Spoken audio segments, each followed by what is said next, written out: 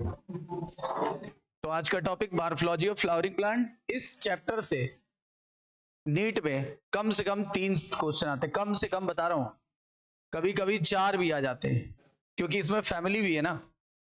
एक तो फैमिली से पक्का आएगा ही आएगा। अभी कुछ नई फैमिली ऐड हुई, इस वीक करा देंगे। तो मॉर्फोलॉजी ऑफ फ्लावरिंग प्लांट बहुत वेटेज वाला चैप्टर है। एनाटॉमी ऑफ फ्लावरिंग प्लांट से 2 क्वेश्चन, इससे मिनिमम 3 क्वेश्चन आएंगे। सोचिए, काफी वेटेज वाला एक चैप्टर। इस चैप्टर में क्या दिया हुआ है, इन्होंने बोला कि हम लोग प्लांट के, हायर प्लांट के स्ट्रक्चर्स को देखते हैं, उसमें वाइड रेंज दिखता है कि कम रेंज? Wide range. और हमें वो क्या फैसिनेट करता है, फैसिनेट मतलब आश्चर्यचकित, आकर्षित आकर्षित करता है। इवन एंजियोस्पर्म्स में जो बहुत ज्यादा डाइवर्सिटी शो करता है, उसमें स्ट्रक्चर, यानी कि बोलने लगे मॉर्फोलॉजी, स्ट्रक्चर हमें कैसे दिखाई पड़ेगा? बाहर से देखेंगे कि ये पौधे की पत्ती है, ये पौधे की जड़ है, ये पौधे का तना है, ये पौधे का फूल है, ये पौधे का कोई भाग है। तो इसका मतलब इन स्ट्रक्चर्स को मॉर्फोलॉजी कहेंगे, यानी एक्सटर्नल स्ट्रक्चर्स की स्टडी को मॉर्फोलॉजी कहते हैं। और जितने भी कैरेक्टर होते हैं इसके, मॉर्फोलॉजी के रिस्पेक्ट पे जितने कैरेक्टर होते हैं, किसका किसका, रूट का, स्टेम का, लीफ का, फ्लावर का और फ्रूट का, वो इस चैप्टर में पढ़ेंगे। अब क्या बताया गया, ये इतने सारे वेरिएशन आए क्यों? मतलब रूट अलग दिख रहा है, रूट भी कई टाइप का होता है, जड़ भी रूट है, सॉरी गाजर भी रूट है, ठीक है ना, आपकी मूली भी रूट है, कलर ही देख लो डिफरेंस, शेप ही देख लो डिफरेंस है, ठीक है ना। उसके अलावा और बहुत सारी रूट होती है, स्वीट पोटैटो ये भी रूट है ना। इसी तरह स्टेम भी कई प्रकार के होते हैं, अंडरग्राउंड स्टेम होते हैं, एरियल स्टेम होते हैं, ठीक है ना। आधे अंडरग्राउंड आधे ऊपर होते हैं, सब एरियल बोलते हैं उन्हें। तो ऐसे डिफरेंट टाइप से क्यों है? पत्तियों का शेप सबका अलग अलग। हम आपको अमरूद की पत्ती दिखाएंगे तो आप पहचान जाओगे कि अमरूद का पौधा है। हम आपको अंगूर की पत्तियों का पत्ती का दिखाएंगे तो आप पहचान जाओगे। कद्दू की पत्ती दिखा दे पहचान जाओगे, है ना। पीपल की पत्ती दिखा दे पहचान जाओगे। अगर आप आम की पत्ती को देखते हो पहचान जाओगे। मतलब हर पौधे को हम उसके विशेष शेप के आधार पर पहचानते हैं, यानी मॉर्फोलॉजी नहीं होती तो हम उसे पहचान नहीं सकते। क्लियर? लेकिन ये मॉर्फोलॉजी आई कहां से, इतना सारा वेरिएशन कहां से आया? तो देखो, जो पौधा जिस हैबिटेट में रहता है वहां के अकॉर्डिंग उसका नेचुरल सिलेक्शन हो जाता है। आपने पढ़ा है इवोल्यूशन, और अभी रिवाइज करेंगे हम लोग कुछ दिन बाद। जो भी जीव कहीं रहता है पॉपुलेशन में, उसमें कुछ वेरिएशन छुपे होते हैं। वो वेरिएशन को बोलते हैं वेरिएशन बाय म्यूटेशन, यानी म्यूटेशन के कारण वो वेरिएशन छुपे होते हैं। जब उसे नया इन्वायरमेंट मिलता है तो ये वेरिएशन उसे उस इन्वायरमेंट में क्या अडेप्ट करने की क्षमता प्रदान करते हैं। इसी को बोलते हैं नेचुरल सिलेक्शन। मतलब जो अपने इन्वायरमेंट में फिट होगा, नेचर उसे चुन लेगी। जो फिट होगा नेचर उसे चुनेगी, कि जो जिसे चुना जाएगा वो फिट होगा। जैसे नीट के एग्जाम में जिसे जो फिट होगा उसे सेलेक्ट कर लिया जाएगा, और जो अनफिट है वो रिजेक्ट हो जाएंगे ऑटोमेटिक, है ना। तो यानी सर्वाइवल ऑफ फिटेस्ट, यानी जो फिट है वही सर्वाइव करेगा, वही नीट में सेलेक्ट होगा, ठीक है ना। बाकी रिजेक्ट हो जाएंगे। इसी को बोलते हैं नेचुरल सिलेक्शन। और जो सेलेक्ट हो गया वो डॉक्टर बनने के लिए अडेप्ट कर गया, यानी जो चीज सेलेक्ट होती है, जो स्पीसीज सेलेक्ट होती है, वो अडेप्ट कर जाती है कहां पे? अपने इन्वायरमेंट में। लिखा हुआ है यहां पे, चेक करिए। इन्होंने बोला ये देखिए, एक लाइन में सब कुछ बोल गए।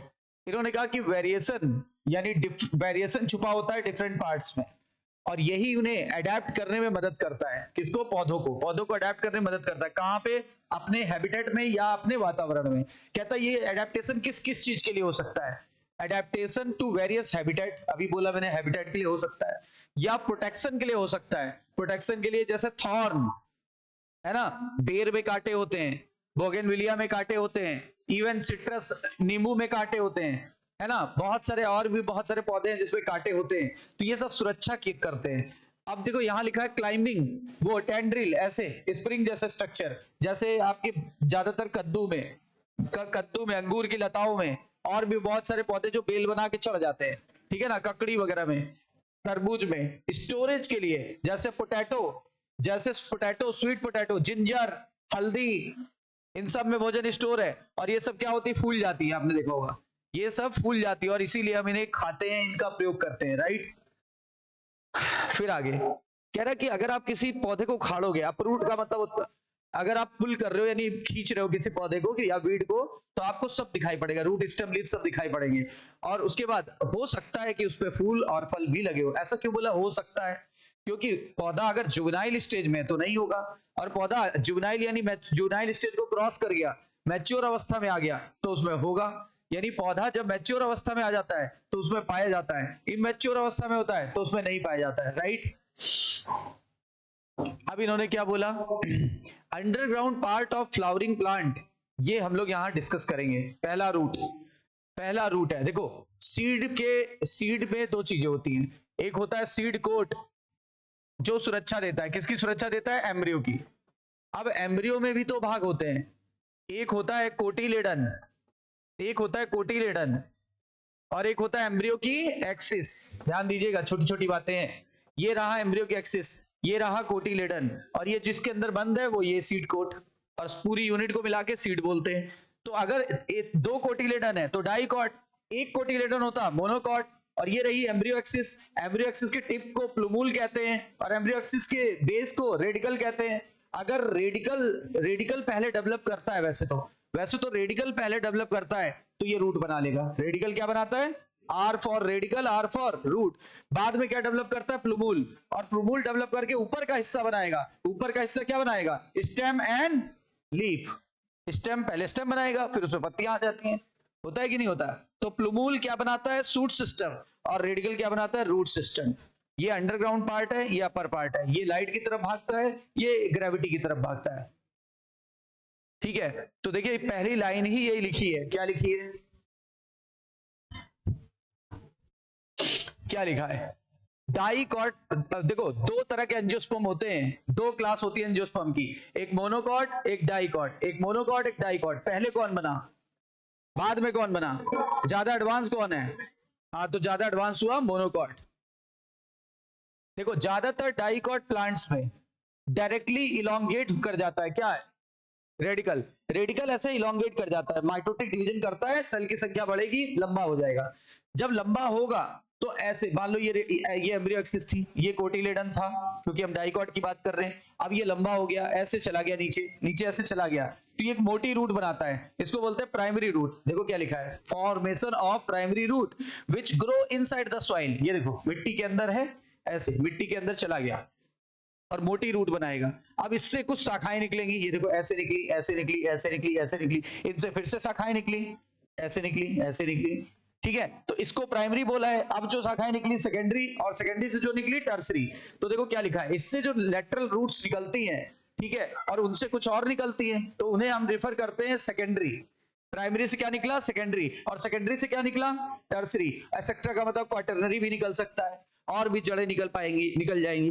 प्राइमरी रूट और जितनी ब्रांचेस है, primary root plus secondary plus tertiary and so on, सबको मिला लो, सबके कंबाइंड फॉर्म को ही बोलते हैं टैप रूट सिस्टम।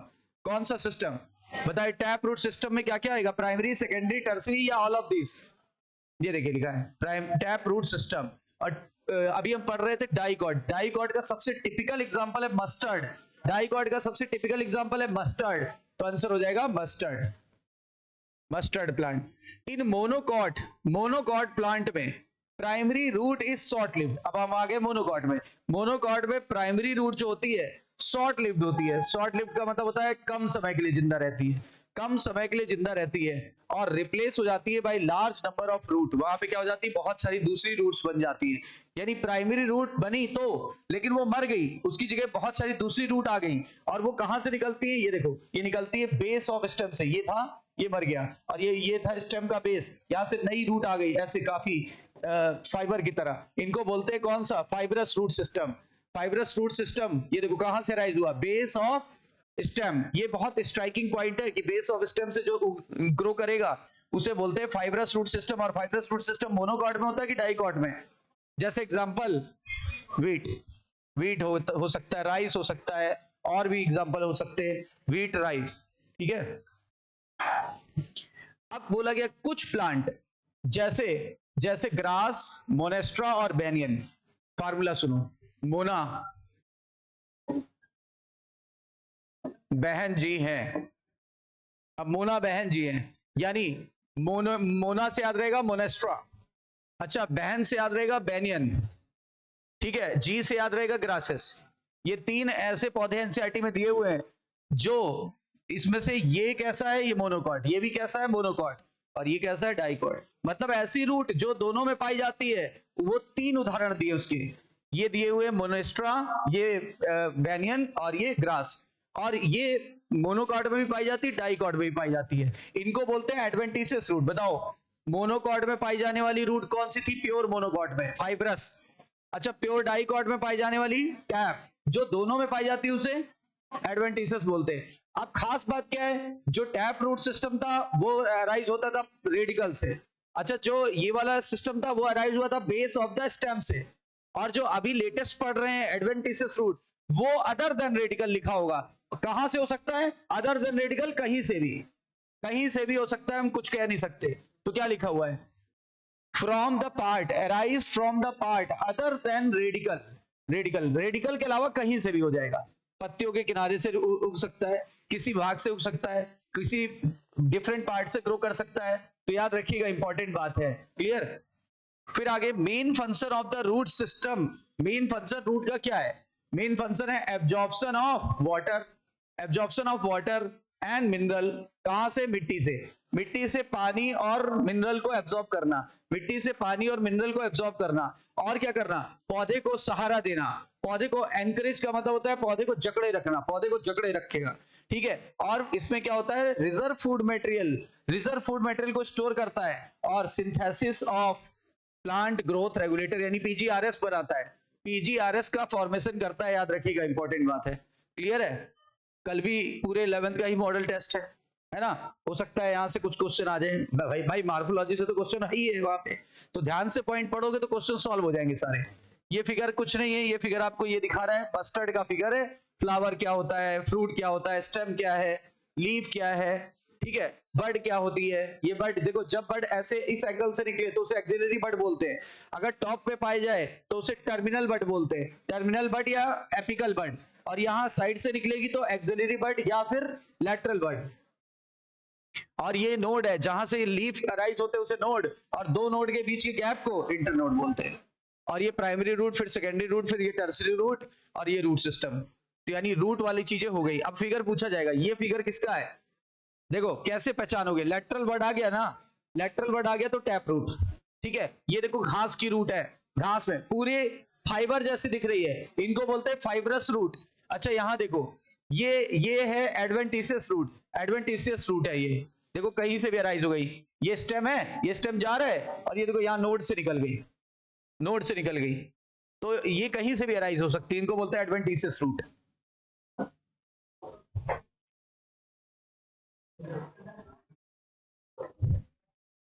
अब रूट में 3 जोन होते हैं। देखो पहले फिगर समझ लो। एक होता है कैप लाइक स्ट्रक्चर, ये देखो कैप लाइक स्ट्रक्चर, इसका नाम है रूट कैप। रूट कैप मिट्टी के फ्रिक्शन से इसको बचाता है। और थिम्बल, थिम्बल स्ट्रक्चर होता है, थिम्बल मतलब नुकीला, टोपी जैसा, नुकीला और टोपी जैसा, ताकि मिट्टी में पेनिट्रेट होते समय रूट टिप को कोई नुकसान ना पहुंचे, इसलिए यहां पर नुकीला होता है और कैप लाइक होता है। अभी थ्योरी में पढ़ेंगे। इसके पीछे के जोन को, इसके पीछे के जोन को बोलते हैं मेरिस्मेटिक जोन, मेरिस्मेटिक जोन। ठीक है ना। इस वाले को बोलते हैं कौन सा, इलोंगेशन जोन। इसको बोल सकते हैं इलोंगेशन जोन, और इसको बोल सकते हैं कौन सा, मैचुरेशन जोन, मैचुरेशन जोन। तो याद रखिएगा, इंपॉर्टेंट बात है। और ये रूट हेयर किस जोन से निकल रहे हैं देखिए, तो यहां से। और रूट हेयर का काम क्या है, water and mineral absorption, water and mineral absorption, ध्यान दीजिएगा। और इसीलिए एक एक्सपेरिमेंटल क्वेश्चन पूछ सकते हैं, अगर रूट हेयर को छील दे या हटा दे तो क्या नहीं होगा, absorption of water and mineral नहीं होगा। और रूट हेयर किस जोन में पाया जाता है, मैचुरेशन। अब देखिए रीजन हम बताने जा रहे हैं। Root is covered by apex, root का एपेक्स कवर रहता है। और मैंने एक वर्ड इस्तेमाल किया था, थिम्बल लाइक का मतलब नुकीला, नुकीला और टोपी जैसा structure. Cap like pointed structure को थिम्बल कहते हैं। और इस नुकीले स्ट्रक्चर को कहते हैं क्या है, रूट कैप। अच्छा, रूट कैप का काम था नाजुक, टेंडर मतलब नाजुक, नाजुक एपेक्स ऑफ रूट को, मतलब रूट के नाजुक एपेक्स को बचाना, रूट के नाजुक एपेक्स को बचाना।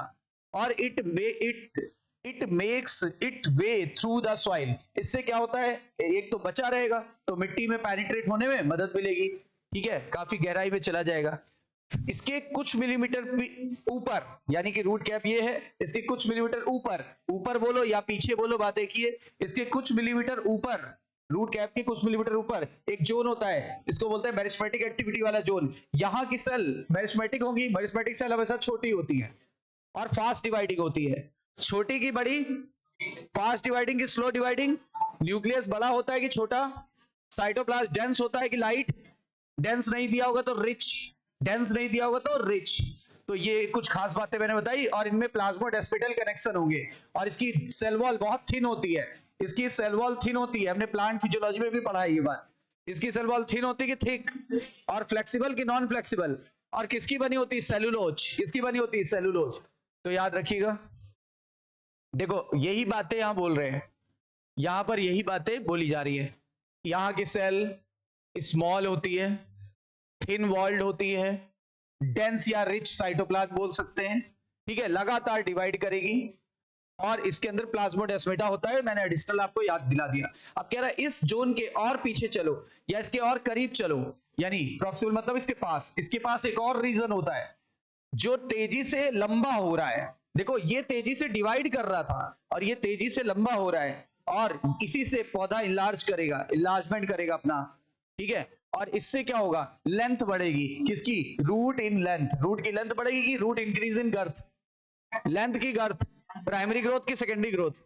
और चूंकि पौधा इस रीजन में लंबा हो रहा है, इस रीजन का नाम दे देंगे इलोंगेशन, इलोंगेशन। अब कह रहा है सेल ऑफ इलोंगेशन में क्या होगा, धीरे धीरे डिफरेंशिएट हो जाएगी और मैच्योर हो जाएगी। मतलब जो सेल कभी लंबी हो रही है, हम लोग भी लंबे हुए, तो हम लोग एक लिमिट के बाद अब हमारी हाइट बंद हो गई, बढ़ना बंद हो गई, और हम लोग धीरे धीरे मैच्योर हो रहे हैं। तो जब भी कभी कोई चीज लंबी हो जाती है तो उसके बाद फिर उसको मैच्योर होना पड़ेगा, तो ये डिफरेंशिएट करके मैच्योर हो जाएगी, डिफरेंशिएट मतलब अपने अंदर परिवर्तन करेगी और मैच्योर हो जाएगी। और इसीलिए अब हम पहुंच जाएंगे कौन से रीजन में, मैच्योरेशन में। यहां की सेल किस मामले में मैच्योर हो गई है, मतलब इसमें जितनी साइज बढ़ना था अब उससे ज्यादा साइज नहीं बढ़ेगा, प्रोटोप्लाज्म मॉडिफाई हो जाता है, सेल वॉल मोटी हो जाती है, सेल वॉल मोटी, प्रोटोप्लाज्म मॉडिफाइड, और cell achieve maximum size, cell achieve maximum size, cell maximum size achieve कर लेती है। अब देखो लिखा है यहीं की एपिडर्मल सेल से क्या बहुत सारे छोटे छोटे धागे निकलेंगे, और इन धागे जैसे स्ट्रक्चर को, नाजुक स्ट्रक्चर को क्या बुलाएंगे, रूट हेयर्स, रूट हेयर्स। ये रूट हेयर्स एब्जॉर्ब करता है वाटर और मिनरल्स फ्रॉम द सॉइल। तभी तो क्वेश्चन पूछा था, अगर इनको हटा दिया जाए what would be happen, absorption रुक जाएगा, ना मिनरल एब्जॉर्ब हो पाएंगे ना वाटर एब्जॉर्ब हो पाएगा, राइट। इतनी बातें क्लियर। अब आई बात स्टेम की, stem, what are the feature that distinguish a stem from a root, मतलब कौन सा स्ट्रक्चर है जो स्टेम से रूट को मतलब डिफर करेगा, जो स्टेम है वो रूट से किस मामले में डिफर है। स्टेम असेंडिंग पार्ट है, रूट डिसेंडिंग पार्ट था, रूट नीचे जाता है, ये ऊपर जाता है, तो असेंडिंग और डिसेंडिंग फर्क है ना दोनों में, तो ये असेंडिंग पार्ट है। बियरिंग ब्रांचेस, इसके ऊपर ब्रांचेस होती है यानी शाखाएं पाई जाती है, और क्या पाई जाएंगी, पत्तियां पाई जाएंगी, फ्लावर पाया जाएगा और फ्रूट पाया जाता है।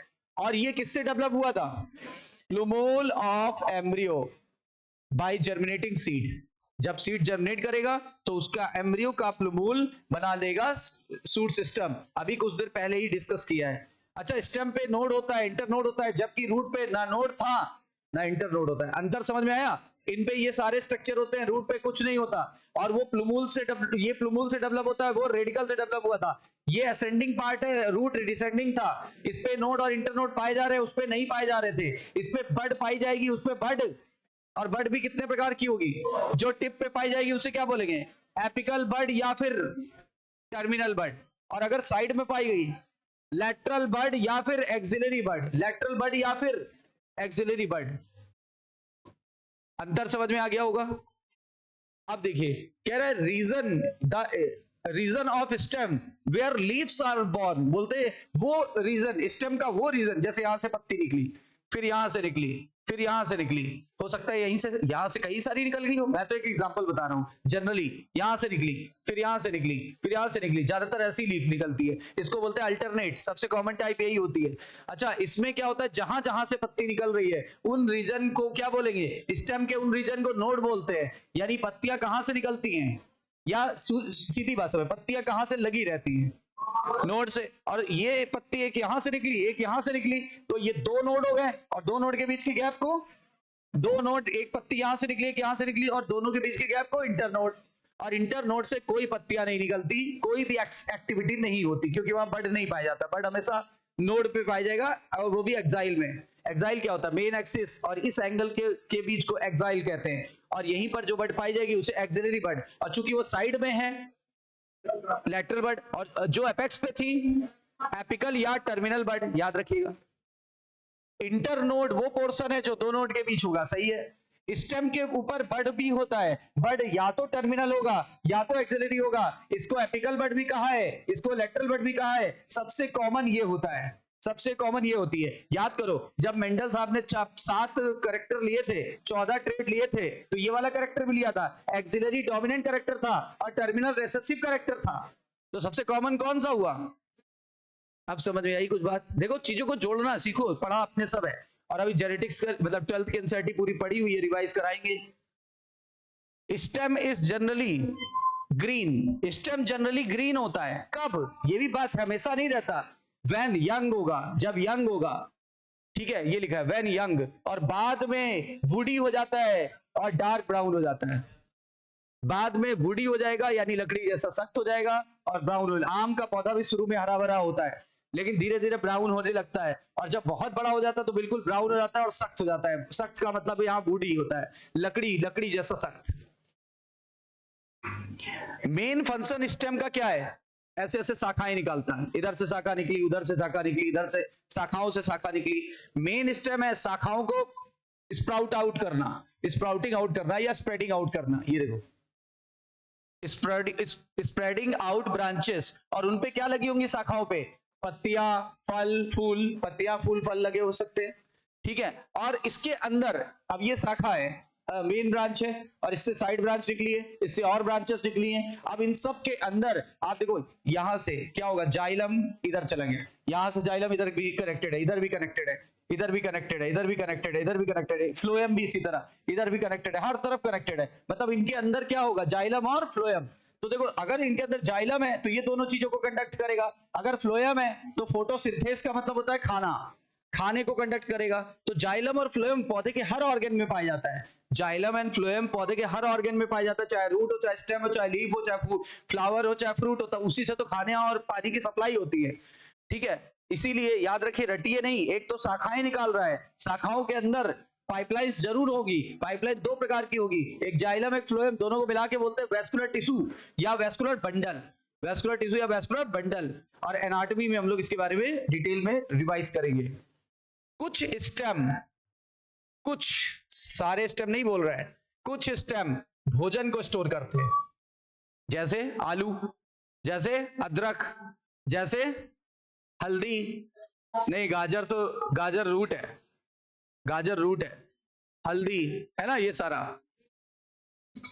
और कुछ प्रोटेक्शन भी करते हैं, सपोर्ट भी करते हैं, प्रोटेक्शन भी करते हैं। अच्छा, सपोर्ट भी करते हैं, क्यों, आपने देखा होगा, स्टेम सपोर्ट तो दे ही रहे हैं, किसको सपोर्ट दे रहे हैं, पूरे पौधे को सपोर्ट दे रहे हैं। फल लटका हुआ है स्टेम से, पत्तियां लगी हुई हैं स्टेम से, ब्रांचेस को सहारा दे रहा है, पूरे पौधे को वो मेन फ्रेमवर्क बना रहा है, उसका धड़ बना रहा है, समझो ट्रंक, ठीक है। प्रोटेक्शन भी देता है और वेजिटेटिव प्रोपोगेशन भी करता है। जैसे इसका क्या मतलब हुआ, कायिक जनन। आपने सुना होगा, हल्दी को उगाने के लिए कोई बीज नहीं लगाना पड़ता, हल्दी को उगाने के लिए हल्दी दबा दो, है ना। ऐसे ही आपने देखा होगा कि गन्ने को उगाने के लिए, गन्ना ऐसे बेड़ा बेड़ा बेड़ा जानते हो ना, बेड़ा बेड़ा ऐसे बेड़ा कर दो, और उसके 3-4 कलम को लगा दो, 3-4 उसकी जो ब्रिक्स होती है उसको लगा दो, इंटरनोड को लगा दो। वो जहां जहां नोड होगी वहां एक्सिलरी बड होगी। एक्सिलरी बड क्या होगी, जैसे ही मिट्टी के संपर्क में आएगी, फेवरेबल कंडीशन मिलेगी, तुरंत वहां से जड़ें निकलने लगेंगी, और फिर ऊपर से वो पौधा सीधा खड़ा हो जाएगा। इस तरह से आपने देखा होगा, इक्वल डिस्टेंस पे गन्ने लग जाते हैं, है ना। तो ऐसे किया। आलू, आलू में घर में ही आलू रखो, पुराना हो जाएगा, आंखें आ जाएगी, आंखें दिखाने लगती है ना। जैसे उस आंखों को जमीन में दबा दो तो नया पौधा आ जाएगा। आलू और घर वाले कब आंखें दिखाने लगे पता नहीं चलेगा।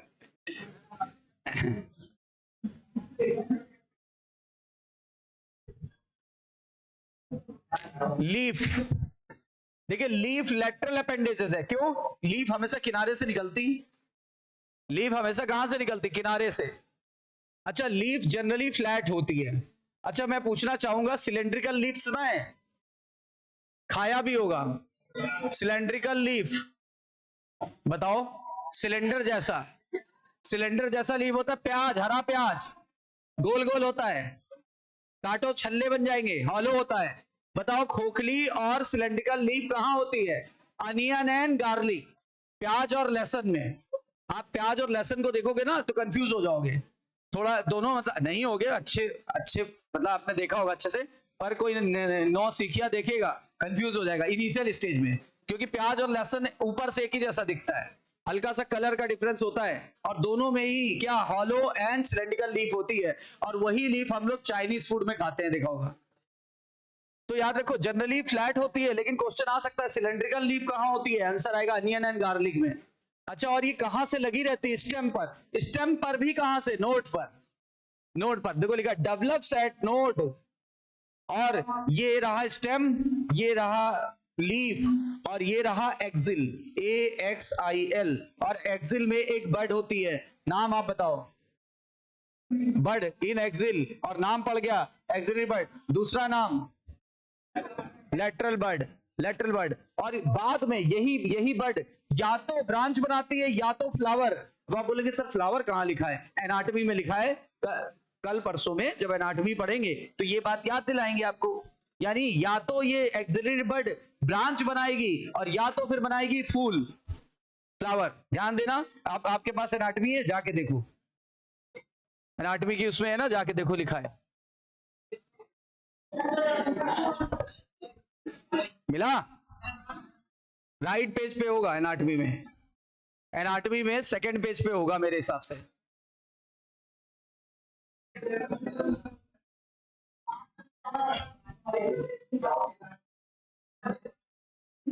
चलिए एनाटॉमी में बताएंगे, हमें पढ़ाना है ना, हम बताएंगे बाद में। चलो कुछ चीजें हट भी गई है ना। देखो लीव्स कहां से राइज होती है? लीव राइज होती है सूट एपिकल मेरिस्टेम। अच्छा ये देखो, ये है, मान लो ये स्टेम का टिप है, यहां पे बैठा रहता है स्टेम, जिसको बोलते हैं सूट एपिकल मेरिस्टेम। यही suit apical meristem leaf primordia बनाता है। यही लीफ का प्रिमोर्डिया का मतलब होता है लीफ का प्राथमिक स्थान। लीफ के बनने की जगह को लीफ प्रिमोर्डिया कहते हैं। तो यहां से लीफ प्रिमोर्डिया बनेगा, प्रिमोर्डिया, ठीक है ना। तो ये लीफ प्रिमोर्डिया ही आगे चल के लीफ में कन्वर्ट हो जाएगा। तो देखो क्या लिखा है, लीफ की उत्पत्ति होती है कहां से? सैम से कि रैम से? सैम का पूरा नाम सूट एपिकल मेरिस्टेम। और कह रहा है वो किस क्रम में लीफ बनाती है? सुनना मेरी बात, मेरी बात सुनो। अभी यहां बैठा हुआ है, ये पत्ती बना दी उसने, ठीक है, ये पत्ती बना दी, अब ये इसकी वृद्धि हो गई, अब सैम यहां आ गया। अब लीफ प्रिमोर्डिया ये वाला पहले बना, ये पहले बना कि ये बाद में? ये पहले बना कि ये पहले बना? ये पहले बना, तो ये पुराना होगा, और ये अभी बने, ये नया होगा। इस क्रम को, इस व्यवस्था को बोलते हैं क्या? एक्रोपीटल अरेंजमेंट। आपने देखा होगा जनरली नीचे की पत्तियां बड़ी और पुरानी, ऊपर की पत्तियां छोटी और नई। इस व्यवस्था को बोलते हैं एक्रोपीटल सक्सेशन, एक्रोपीटल सक्सेशन या ऑर्डर। समझ में आई बात? अच्छा, और मोस्ट इंपॉर्टेंट वेजिटेटिव ऑर्गन है, वेजिटेटिव की रिप्रोडक्टिव। एक लीफ है जो रिप्रोडक्शन करती है, उसका नाम क्या है? ब्रायोफिल्लम, अजूबा की पत्तियां, इसीलिए उसका नाम पड़ा अजूबा। अजूबा मतलब, अरे जैसे बोलते ना लीफ तो कभी रिप्रोडक्शन करती नहीं, अरे ये कैसे हो गया, यानी क्या अजूबा कैसा हो गया, है ना, इसीलिए उसको बोलते हैं अजूबे की पत्तियां। उसके उसमें पत्तियों के किनारे के भाग से भी नया पौधा तैयार हो जाता है, वहां पे भी बड पाई जाती है, लीफ बड, उसको लीफ बड बोलते हैं। और उससे नया पौधा तैयार हो जाता है, उसको बोलते हैं अजूबे की पत्तियां, इंग्लिश में बोलते हैं ब्रायोफिल्लम।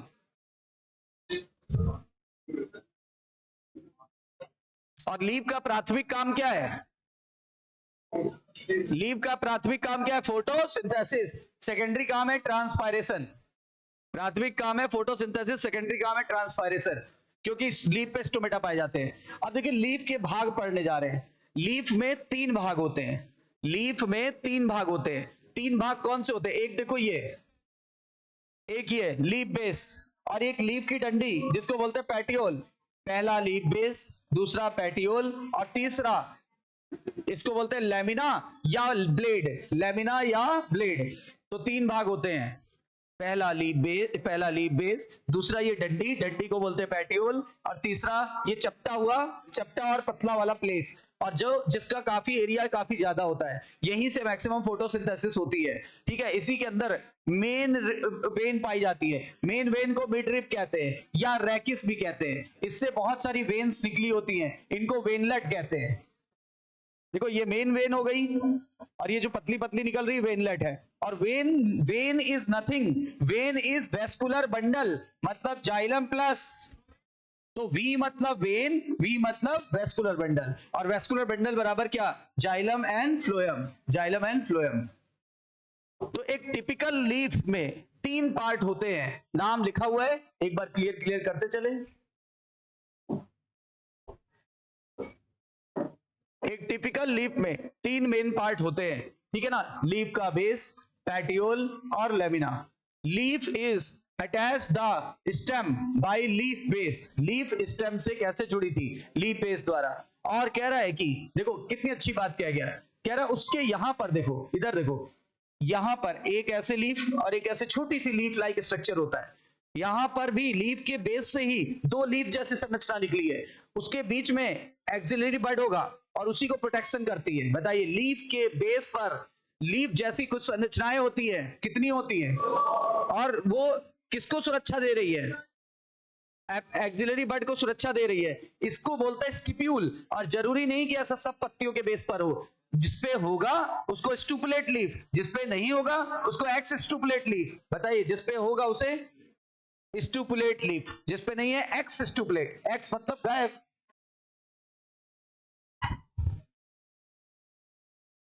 देखो क्या लिखा है, leaf base may bear, may की always, may bear 2 lateral small leaf like, leaf नहीं है, लीफ लाइक है, मतलब हरा है, लीफ की तरह का है, लेकिन लीफ नहीं है। इनको बोलते हैं stipule, they are called as stipule. Monocot में जो लीफ बेस है वो एक्सपेंड हो जाता है। ठीक है, ये जैसे मान लो कोई मोनो, ये यहां देखो ज्यादा स्पष्ट दिखाई पड़ेगा। ये आपको लग रहा है गेहूं की पत्ती है, गेहूं की पत्ती है ना? गेहूं की पत्ती ऐसे होती है, पैरेलल वेनेशन होता है। अरे जिसकी पैरेलल वेनेशन दिख रहा है, और जितने मोनोकॉट होते हैं, जितने मोनोकॉट होते हैं उनका ये देखो लीफ बेस ऐसे चौड़ा है, इनका देखो ऐसे चौड़ा नहीं, नॉर्मल है। यहां देखो ये ऐसे फैल गया है, लीफ बेस फैल गया है। ठीक है, और स्टेम को या तो पार्सली कवर करेगा या तो टोटली कवर कर लेगा। देखो क्या लिखा है,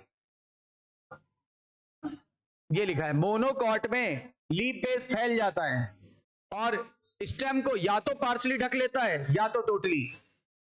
देखो क्या बना लेता है, सीथ, सीथ, और सीथ का काम है ढकना। किसको ढक लेता है? स्टेम को, या तो पार्सली या तो टोटली। होल मतलब टोटल ही होता है। ठीक है, कुछ लेग्यूमिनस पौधों में ध्यान दीजिएगा, कुछ लेग्यूमिनस पौधों में लीफ बेस फूल जाता है, मतलब अभी लीफ बेस नॉर्मल था, ऐसा था। ठीक है, अब ये यहां से फूल गया, ये देखो ऐसे फूला फूला लगेगा, ऐसे आप टच करोगे तो फूला फूला दिखेगा आपको, बिल्कुल ऐसे गोल गोल दिखाई पड़ेगा बिल्कुल। उसे बोलते हैं pulvinus, this is known as pulvinus. बताइए, swollen leaf base is known as, it is found in all leguminous plant की सम लेग्यूमिनस प्लांट, लेकिन ये सब में है। देखो ये सम वम नहीं लिखा है, ये सब में होगा। अच्छा, पैटियोल कैसा होता है? पतला होता है ना पैटियोल। लीफ की डंडी पतली होती है, लंबी होती है और लचीली होती है, और लचीलेपन का कारण है प्रेजेंस ऑफ कोलेन काइमा, जो अगले चैप्टर में लिखा है, अपने नोट्स बनाते समय लिखाया था। Petiole hold the plate light, कह रहा है हल्के से पकड़े रखता है। होल्ड द प्लेट लाइट यानी लाइटली पकड़े रहता है कि टाइटली पकड़े रहता है? लाइटली पकड़े रहता है।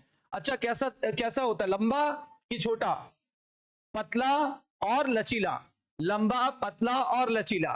ठीक है, पैटियोल बोलते हैं। Allow the leaf to flutter in wind, ये हल्के से पकड़े हुआ है, जरा सा भी हवा का झोंका चला तो ये लीफ का ब्लेड ऐसे हिलने लगेगा। अगर अगर हवा में फड़फड़ाने लगा तो क्या होगा, इससे ताजी हवाएं पत्तियों को मिल जाएंगी और उसका टेम्परेचर भी गिर जाएगा। यानी क्या लिखा हुआ है, flutter in wind thereby cooling of leaf, temperature गिरना मतलब ठंडा होना, cooling of leaf and bringing the fresh air to the leaf surface, दो काम हुए इससे फायदा। और ये फ्लूटर क्यों करता है, due to presence of collenchyma, parenchyma या स्क्लेरेनकाइमा या ऑल ऑफ दिस, कोलेनकाइमा, पौधों को लचीलापन देने के लिए कोलेनकाइमा। अच्छा, अब सबसे आखिरी भाग लेमिना को मैंने अभी बोला था लीफ ब्लेड। लीफ ब्लेड हरा भरा होता है, फैला हुआ होता है ऑफ द लीफ, और उसके अंदर अभी बोला था कि वेन और वेनलेट्स होती हैं। और there is usually a mid prominent vein, बोलते हैं बीच वाली वेन बहुत मोटी थी, उसे मिड रिब या रैकिस भी कहते हैं, मिड रिब या रैकिस, RACHIS, मिड रिब या रैकिस कहते हैं। वेन का काम होता है, वेन जो होता है रिजिडिटी देती है, वेन पत्तियों को ऐसे ताने रखती है, खींचे रखती है, तभी तो पत्तियां ऐसे खींची रहती हैं, लटकती नहीं है, ऐसे ऐसे लटकती नहीं है, जैसे खींचे रखती हैं, ठीक है। वेन देती है rigidity to the leaf blade, और ये चैनल की तरह काम करती हैं। किसके चैनल की तरह, पानी और मिनरल, क्योंकि जाइलम है ना उसके पास, और क्या, फ्लोएम, क्योंकि फूड है। मतलब ये पाइपलाइन की तरह काम करती हैं। किसकी पाइपलाइन, जाइलम की भी पाइपलाइन अंदर है और फ्लोएम की भी पाइपलाइन है। वी मतलब वेन, वी मतलब वेस्कुलर बंडल, और वेस्कुलर बंडल बराबर क्या, xylem plus phloem, xylem plus phloem. अच्छा, किसी भी लीफ का शेप, उसका किनारा, उसका एपेक्स, उसका जो सरफेस है, और उसका जो कटिंग्स है, कटिंग्स किनारे की कटाव, वो सब वेरी करता रहता है डिफरेंट स्पीसीज में, और इसी कारण हम उसे पहचानते हैं। बताइए, पत्तियों की बनावट के हिसाब से ही हम पत्तियों को पहचानते हैं, वरना सारी पत्तियां हमें एक जैसी ही लगती। लेकिन आप देखो, हम आपको नीम की पत्ती दिखाएं तो आप नीम ही बोलोगे, हम आपको गाजर की पत्ती दिखाएं तो गाजर ही बोलोगे, हम आपको धनिया पत्ती दिखाएं तो धनिया ही की बोलोगे। क्योंकि होता क्या है, जो जैसी पत्ती आप पहचानते हो उसको, और आप तभी बताओगे। वैसे गाजर की पत्ती भी धनिया जैसी लगती है, लेकिन वो धनिया से डिफर है, डिफर है। आप देख के तुरंत बता दोगे, नहीं ये गाजर की है, धनिया की है। ऐसे तो मूली की पत्ती और सरसों की पत्ती लगभग एक जैसी लगती है, लेकिन आप पहचान लेते हो देख के, क्योंकि आप यूज टू हो, उसको देखे हो।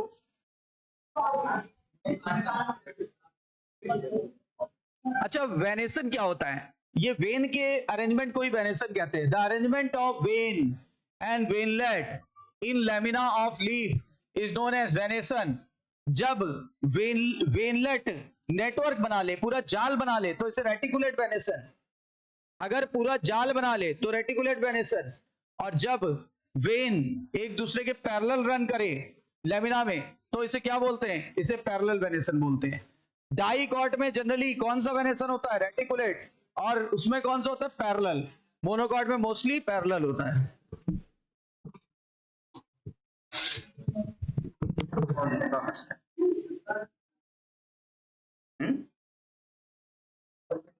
मैसेज वाले, अच्छा, उसको पेमेंट नहीं करनी है, ऑलरेडी है।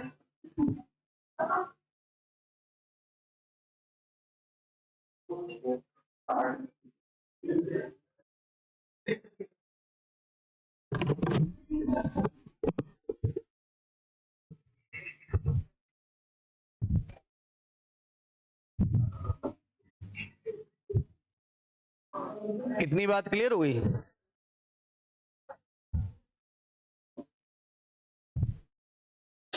Types of leaves. अच्छा, मोनोकॉट में ज्यादातर किस प्रकार की होती है? नहीं, सभी मोनोकॉट में पैरेलल होती है कि ज्यादातर मोनोकॉट में? हाँ, एक्सेप्शंस हमारे सिलेबस में नहीं है, CPMT में हुआ करते थे। अच्छा, डाइकॉट में कौन सी, मोस्टली डाइकॉट में कौन सी होगी, रेटिकुलेट। रेटिकुलेट यानी हिंदी में बोलते नहीं तो जालिका रूपी और समांतर सिरा विन्यास। टाइप्स ऑफ लीव्स दो प्रकार की होती है। देखो, अगर किनारा कटा फटा ना हो, इधर देखो,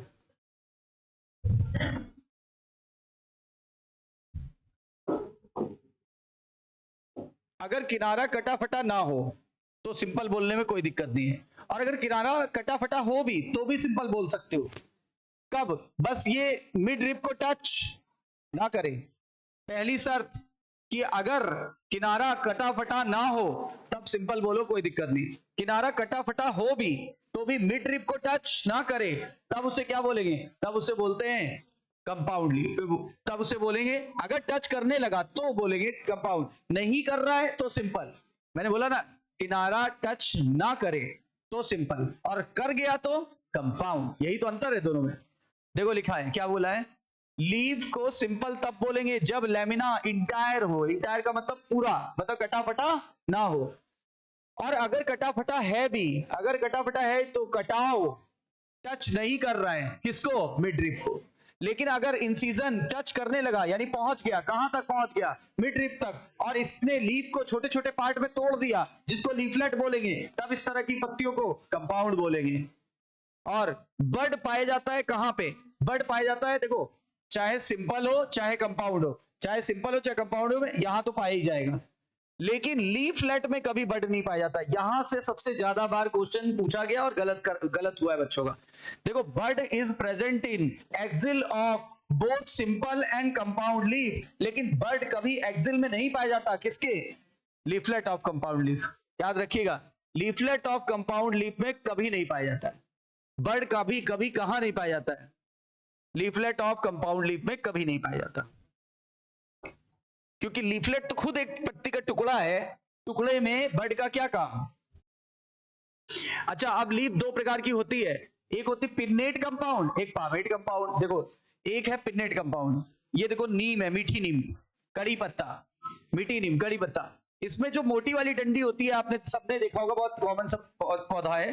तो ये जो मोटी वाली पत्ती होती है, ये वो वेन होती है, उसको रैकिस या मिडरिप कहते हैं, ये रैकिस या मिडरिप कहते हैं। उसके इधर से ये लीफलेट और इधर से लीफलेट लगी हुई है, इधर से और इधर से लीफलेट लगी हुई है, इनको बोलते हैं क्या, इस तरह की पत्तियों को बोलते हैं कंपाउंड, और क्या बोलेंगे, पिन्नेट, क्योंकि इनको पिन्ना बोलते हैं। जब लीफलेट बहुत छोटा होता है तो उसको पिन्ना बोलते हैं। तो कंपाउंड पिन्नेट, कंपाउंड पिन्नेट, देखो पढ़ लेते एक बार। कंपाउंड पिन्नेट में क्या होता है, कंपाउंड पिन्नेट में क्या होता है, थ्योरी पे ध्यान दीजिए, क्योंकि थ्योरी पे ही क्वेश्चन पूछे जाएंगे। फिगर से तो आराम से पहचान लोगे, थ्योरी वाले क्वेश्चन गलत होते हैं। कहता है कि इसमें लीफलेट्स प्रेजेंट होते हैं अपॉन ए कॉमन एक्सिस, कॉमन एक्सिस का नाम रैकिस, मतलब लीफलेट कॉमन एक्सिस से लगे, इधर से इधर से, इधर से इधर से, इधर से इधर से, इस कॉमन एक्सिस का नाम रैकिस, रैकिस या मिडरिप लिखा है। ये रैकिस को ही मिडरिप कहते हैं। जैसे कहां देखा जाएगा, नीम में, मीठी नीम का फिगर है, ठीक है। अब पामेटली में क्या होगा, पामेटली में देखो रैकिस वर्ड नहीं आएगा, अब यहीं से स्ट्राइकिंग पॉइंट है। पामेटली में कहीं भी थ्योरी में रैकिस वर्ड नहीं आएगा, बल्कि आएगा ये पैटियोल है इसका। अब पैटियोल की टिप पर, पैटियोल के टिप से यहां लिखा होगा, यहां लिखा होगा कॉमन एक्सिस से, जिसे रैकिस कहते हैं या मिडरिप कहते हैं। यहां ऐसा कुछ नहीं बोलेगा, वो बोलेगा at the tip of petiole, at the tip of petiole from common point, common point से लीफ निकलेगा, इधर से इधर से इधर से इधर से, ऐसे दिखाई देगा।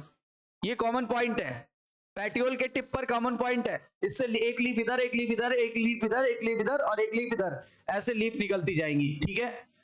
इस तरह की पत्तियों को हम बोलेंगे क्या, पामेट कंपाउंड की पिन्नेट कंपाउंड, पामेट कंपाउंड। देखो पामेटली कंपाउंड लीव्स में क्या होगा, leaflet are attach at a common point, वहां कॉमन एक्सिस, यहां कॉमन पॉइंट, वहां रैकिस, यहां रैकिस नहीं होगा, ठीक है। यहां लिखा है at the tip of petiole, उसका एग्जांपल था नीम, और इसका एग्जांपल है सिल्क कॉटन, उसका एग्जांपल था नीम, इसका एग्जांपल है सिल्क कॉटन, याद रखिएगा। और डायरेक्ट क्वेश्चन आते हैं, डायरेक्ट एग्जांपल देगा और इधर वो मैचिंग कराएगा, column 1 column 2, example matching, example matching, example matching, ऐसे ही क्वेश्चन ज्यादातर हमने देखे हैं। स्टेटमेंट में कुछ कर देगा तो दो स्टेटमेंट बता देगा, बोलेगा जैसे all dicot leaf has reticulate venation, statement 1 गलत है ना। Statement 2 most of the monocot have parallel venation, सही है। तो ऐसे स्टेटमेंट दे सकता है, मैंने वैरायटी बताई आपको। फिलोटैक्सी क्या होता है, देखो स्टेम या उसकी शाखाओं पर, स्टेम या उसकी शाखाओं पर लीफ के लगे रहने की व्यवस्था, the arrangement of leaf on the main axis और its system is known as क्या, फिलोटैक्सी। देखो क्या लिखा था, arrangement of leaves on stem और branch, this is usually 3 type, alternate, opposite और होल्ड। देखो अल्टरनेट क्या होता है, जब जब एक नोड से एक पत्ती निकले, एक नोड से एक पत्ती निकल रही है, एक लेफ्ट निकली तो एक राइट, फिर एक लेफ्ट से, फिर एक राइट से, फिर एक लेफ्ट से, फिर एक राइट से, फिर एक लेफ्ट से, फिर एक राइट से, फिर एक लेफ्ट, एक राइट, इस तरह से अगर पत्तियां, जैसे ये इसकी एक्सिस है, अब एक इधर से निकली तो एक यहां से निकलेगी, फिर एक यहां से निकली तो एक यहां से, एक इधर से, फिर अगली इधर, फिर एक इधर, फिर एक इधर, तो अल्टरनेट निकल रही है ना। और ये वाला सबसे कॉमन कंडीशन होता है पौधों में, ये इस टाइप की पत्तियां सबसे कॉमन पौधों में होती है, इसे बोलते हैं अल्टरनेट टाइप का वो फिलोटैक्सी। अच्छा, आपने देखा होगा अमरूद वगैरह में एक पत्ती इधर तो एक उसके जस्ट सामने, फिर एक इधर तो एक जस्ट सामने, है ना, फिर एक इधर से निकली तो उसके जस्ट सामने, मतलब हमेशा आमने सामने, इसको बोलते हैं अपोजिट, इसको बोलते हैं अपोजिट, ठीक है। और तुलसी में भी ऐसे ही होता है, तुलसी में भी ऐसे होता है, अपोजिट अपोजिट। अब देखो यहां पे हर एक नोड से ऐसे पत्ती निकल रही, यहां से, फिर इधर से, फिर इधर से, फिर इधर से, फिर इधर से, फिर इधर से, देखोगे तो चक्र जैसे दिखेगा, हिंदी में बोलते हैं चक्राकार, और इंग्लिश में बोलते हैं होल्ड, होल्ड। तो अगर देखो एक नोड से एक निकली, वो भी अल्टरनेट मैनर में, तो उसे अल्टरनेट टाइप, एक नोड से दो निकली और आमने सामने तो अपोजिट टाइप, एक नोड से कई सारी निकली लेकिन चारों तरफ से निकली तो उसे बोलते हैं होल्ड, ठीक। ये देखिए, अब यहां से क्वेश्चन नहीं आएगा, क्वेश्चन कहां से आएगा, एग्जाम्पल से क्वेश्चन आएगा, एग्जाम्पल से कि अल्टरनेट का क्या एग्जाम्पल है, तो फार्मूला याद करो, अल्टरनेट एमएससी। अल्टरनेट क्या है आज की डेट पे, देखो अभी आप एमबीबीएस करोगे, उसको बोलते हैं वो ग्रेजुएशन, फिर आप कोई ना कोई एमएसएमडी, रेडियो पैथो, जो माइक्रो, ठीक है ना, रेस्पिरेटरी मेडिसिन, गायनेकोलॉजिस्ट, ये करोगे, कार्डियोलॉजिस्ट ये करोगे, तो जब इसको करोगे तो आप हो जाओगे पोस्ट ग्रेजुएट, यानी सबको पोस्ट ग्रेजुएट ही होना है, सब लोग पोस्ट, आज की डेट पे ग्रेजुएट की कोई वैल्यू नहीं है, आज की डेट पे पोस्ट ग्रेजुएट ही हर जगह मांगता है, आपको कोई सरकारी नौकरी चाहिए, आपको कोई कहीं प्राइवेट जॉब भी करोगे पोस्ट ग्रेजुएट ही चाहिए। आप लोग साइंस के स्टूडेंट हो, एमएससी करना पड़ेगा अगर ये नहीं किए तो। अच्छा, कोई अगर आर्ट का होगा तो एमए करना पड़ेगा, आजकल बीए हुए की कोई वैल्यू ही नहीं रहेगी, है ना, क्लियर। तो मैं वही बता रहा हूं फार्मूला, क्या अल्टरनेट है अपने पास, एमएससी करना, एमएससी करना अल्टरनेट है अपने पास। तो एम का मतलब मस्टर्ड, एस का मतलब सनफ्लावर, और सी का मतलब चाइना रोज। ये देखो, ये देखो, एक सिंगल लीफ अराइज होगी फ्रॉम द नोड, वो भी अल्टरनेट मैनर में, एग्जांपल हो गया M for mustard, S for sunflower, C for China rose. देखो फार्मूले एक बार माइंड में बैठ गए, फिर एग्जाम में पूरे याद रहते हैं, कोई भूलता उलता नहीं है। अपोजिट में फार्मूला सुनो ध्यान से, काले का अपोजिट, काले का अपोजिट होता है गोरा, अब काले से बनेगा कैलोट्रोपिस, मदार, कैलोट्रोपिस यानी मदार, और गोरे से ग्वावा, याद हो गया, काले का अपोजिट गोरा, गोरा से याद रहेगा ग्वावा, काले से याद रहेगा कैलोट्रोपिस। तो लिखा है एक पेयर लीफ अराइज होती फ्रॉम ईच नोड, एक पेयर लीफ अराइज होती from each node and opposite manner में होती है, और काले का अपोजिट गोरा, तो यानी कि काला वो गोरा ये, याद हो गया देखो। और जब एक से ज्यादा पत्तियां निकलने लगे, ठीक है, एक नोड से, और पूरा चक्र बना ले, इसका मतलब होता है चक्र, तब इसे बोलते हैं होल्ड, और होल्ड के लिए फार्मूला वाल, क्या फार्मूला है, वाल। तो W से होल्ड, AL से एल्स्टोनिया, एल्स्टोनिया, ये जो फिगर बना था एल्स्टोनिया का, एल्स्टोनिया, यानी एमएससी, काले का अपोजिट गोरा, और वाल, हो गए सारे याद।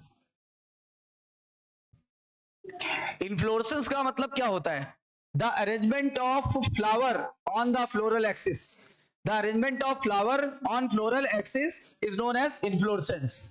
देखो क्या लिखा है, फ्लावर एक मॉडिफाइड स्टेम है, क्या ये बात से आप सहमत हो, फ्लावर, देखो हर चीज तो स्टेम से ही मॉडिफाई हो रहा है, हर चीज स्टेम से ही मॉडिफाई हो रहा है, क्यों, स्टेम से ही लीफ बने, स्टेम पर सैम पाया जाएगा, सैम से लीफ बनेगा, सैम से ही बड बनेंगे, सैम से ही फ्लावर बनेगा, सैम से ही शाखाएं बनेंगी, सैम से ही पौधे का सारा टिश्यू बनेगा। यानी देखो लिखा है फ्लावर एक मॉडिफाइड स्टेम है, और वो किससे बनेगा, अभी मैं इतने सारे नाम लिए, किससे, सैम से, सैम ही फ्लोरल मेरिस्टेम बनाता है। बताओ, जब फूल बनाना होता है स्टेम पर, तो सैम अब की बार की लीफ नहीं बनाएगा, फूल बनाएगा, और फूल बनाने के लिए वो किस में बदल जाएगा, फ्लोरल मेरिस्टेम में। अब फ्लोरल मेरिस्टेम जो होता है, अब जब फ्लोरल मेरिस्टेम बन जाएगा तो इंटरनोड की ग्रोथ रुक जाएगी, कह रहा है मान लो ये अभी यहां पर सैम था, सैम का काम था लंबाई बढ़ाना। अब सैम ने अपने आप को बदल दिया, सैम ने फ्लावर में बदल दिया, अब टिप पे फ्लावर बन गया। अब टिप पे जब फ्लावर बन जाएगा तो अगर फ्लावर बन गया तो सैम तो है ही नहीं ना, तो माइटोटिक डिवीजन ही नहीं हो रहा है। अब माइटोटिक डिवीजन नहीं होगा तो यहां पर अब ग्रोथ रुक जाएगी, मतलब क्या अब इंटरनोड बढ़ेगा? जब भी फूल बन जाए समझ जाना कि पौधे की वृद्धि रुक जाएगी। जब तक फूल नहीं बन रहा है पौधे की वृद्धि होगी, फूल बनना चालू हो गया मतलब पौधे की वृद्धि उस शाखा की वृद्धि रुक जाती है। तो क्या लिखा है, internode do not elongate and axis get condense बोलने लगे, और ये जो एक्सिस थी ये कंडेंस हो गई, कंडेंस मतलब फूल गई, और इसी फूल को फूल गई तो लोगों ने उसको क्या बुलाना चालू कर दिया, फूल। लोगों ने उसको नाम दे दिया फूल। इसको जो फूल गई एक्सिस उसी को क्या बुलाते हैं, फूल यानी फ्लावर। ये देखो लिखा कंडेंस हो गई, यानी flower is nothing, flower is modified condense suit, flower is modified and condense form of stem. सही है, एक तो मॉडिफाइड, दूसरा कंडेंस फॉर्म होता है। अब कह रहे हैं apex produce different kind of floral appendages laterally at successive node. बोलते हैं जब यहां पे फूल बन गया, अब जो यहाँ पे नोड थे उन पे भी फूल बनना चालू हो जाएगा। जब इस पे फूल बन गया, अब वृद्धि रुक गई तो अब यहाँ पर भी फूल बनने लगे, तो ये फूल जो है पुराना वाला हो गया, ये नया वाला हो जाएगा। इस तरह की व्यवस्था को बेसिपिटल अरेंजमेंट कहते हैं। क्या बोलते हैं, अगर ऊपर पुराने फूल हो नीचे नए फूल हो, ऊपर वाला पुराना और बड़ा, नीचे वाले नए और पुराने, नए और छोटे, तब इस व्यवस्था को क्या बोलते हैं, बेसिपिटल। तो बेसिपिटल अरेंजमेंट जब दिखेगा तो इस टाइप के इन्फ्लोरेसेंस को साइमोस कहेंगे। क्या बोलते हैं, साइमोस। अब कभी कभी ऐसा भी होता है कि अभी फूल यहां बना था, अब फूल यहां नहीं बनेगा, पहले नीचे बना, फिर ऊपर बना, फिर और ऊपर बना, लेकिन टिप पे नहीं बन रहा है, टिप पे बनेगा ही नहीं, इसलिए उसकी लगातार लंबाई बढ़ती जाएगी और नीचे फूल बनते जाएंगे। सबसे पहले ये नीचे वाला बना होगा, उसके बाद ये वाला बना होगा, फिर और ये वाला बना होगा, लेकिन टिप पे कोई फूल नहीं बन रहा। अब लगातार पौधे की एक्सिस, मेन एक्सिस ग्रो कर रही है और लगातार इधर किनारे किनारे फूल बनते जा रहे हैं। अब बताओ ऊपर के फूल कैसे होंगे, यंग, और नीचे के कैसे होंगे, ओल्ड। ऊपर के छोटे, नीचे के बड़े। तब इस व्यवस्था को क्या बोलेंगे, एक्रोपिटल। और इस तरह के इन्फ्लोरेसेंस को रेसिमोस टाइप कहते हैं। और ये लिखा हुआ है अगले पेज पे, मैंने यही बता दिया, अगले पेज पे लिखा हुआ है। जब सूट टिप बदलता है फ्लावर में तो हमेशा एक फ्लावर बनेगा, एक। देखो कह रहा है ना, अगर एक फ्लावर बनाया तो उसे सोलेटरी कहते हैं। सोलेटरी का मतलब होता है एकल, अकेला। सोलेटरी का मतलब अकेला, ठीक है। The arrangement of flower on floral axis is known as inflorescence. यहीं से शुरुआत की थी मैंने, यही लाइन बोल के शुरुआत की थी, the arrangement of flower on the floral axis is known as inflorescence. अच्छा, अब कह रहा है इन्फ्लोरेसेंस दो टाइप का होगा, अगर एपेक्स डेवलप करेगा फ्लावर में या नहीं करेगा। कह रहा देखो, अगर एपेक्स फ्लावर में कन्वर्ट हो गया तो वृद्धि तो नहीं होनी है। कह रहा अगर नहीं हुआ होगा तो कंटिन्यूअस ग्रो करेगा। कितनी अच्छी बात एक साथ कह गया। कह रहा या तो एपेक्स पे फूल बनेगा, मतलब डिसकंटिन्यूअस ग्रोथ हो गई, अगर नहीं बन रहा है तो कंटिन्यूअस ग्रोथ होगी। तो इसके आधार पे इन्फ्लोरेसेंस कितने टाइप के होते हैं, दो मेन टाइप के होते हैं, अभी नाम लिया था, रेसिमोस और साइमोस। देखो इसमें टिप पे फ्लावर बन जाएगा और इसमें टिप पे फ्लावर नहीं बनेगा तो ये लगातार ग्रोथ करेगा। देखो रेसिमोस टाइप में क्या होगा, मैं इधर फिर से सुन लो। रेसिमोस में टिप पे कोई फ्लावर नहीं बना, फ्लावर सबसे पहले यहां बना नीचे, फिर यहां बना ऊपर, फिर यहां बना और ऊपर और छोटे। अब बताओ इस तरह की व्यवस्था को क्या बोलते हैं, यहां फ्लावर कभी नहीं बनेगा, कंटिन्यूअस ग्रोथ हो रही है डिसकंटिन्यूअस। और ऊपर के फ्लावर छोटे और नए, नीचे के फ्लावर बड़े और पुराने। ये बिल्कुल पत्तियों जैसा अरेंजमेंट नहीं दिख रहा है। इस तरह के अरेंजमेंट को हमने क्या नाम दिया था, एक्रोपीटल की बेसिपीटल। एक्रोपीटल अरेंजमेंट, रेसिमोस में एक्रोपीटल अरेंजमेंट होता है। यहां पे कहीं लिखा होगा, in racemose type inflorescence of main axis continue to grow. मतलब मेन एक्सिस पर जो इन्फ्लोरेसेंस है वो लगातार ग्रो करेगा, मतलब यहां कोई फ्लावर नहीं होगा तभी तो लगातार ग्रो कर रहा है।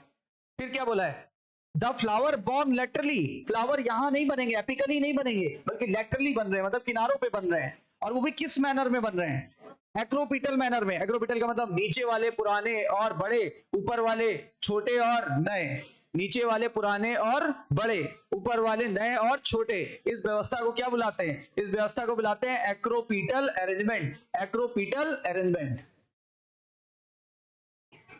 रेसिमोस टाइप इन्फ्लोरेसेंस में एक्सिस टर्मिनेट हो जाएगा फ्लावर में। देखो कह रहा है अब की बार टिप पे फ्लावर बन गया, टिप पे फ्लावर बन गया तो ये फ्लावर पहले बना होगा। अब यहां जब फ्लावर बन गया तब नीचे वाले बनना चालू हुए होंगे, है ना, तब नीचे वाले बनना चालू हो गए। इस तरह की व्यवस्था को क्या बुलाते हैं?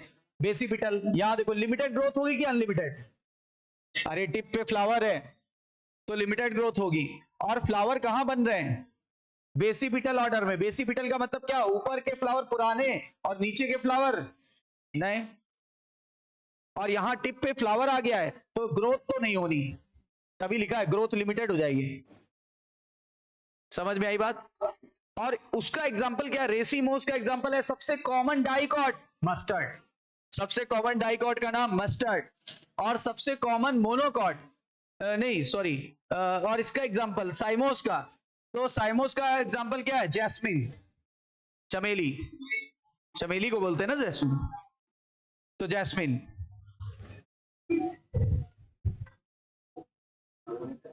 ये कौन सा टाइप दिख रहा है बताओ? साइमोस, क्योंकि टिप पे फ्लावर है। देखो मेन एक्सिस के टिप पे फ्लावर है।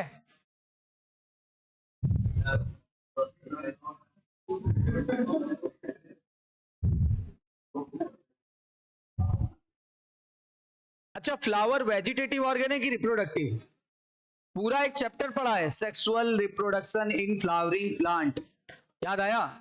तो फ्लावर है रिप्रोडक्टिव यूनिट, किसमें पाया जाता है? सिर्फ एंजियोस्पर्म में पाया जाता है। फ्लावर का मेन पर्पस क्या है? अभी बोला है sexual reproduction in flowering plant. Flowering plant में सेक्सुअल रिप्रोडक्शन के लिए जिम्मेदार होता है फ्लावर।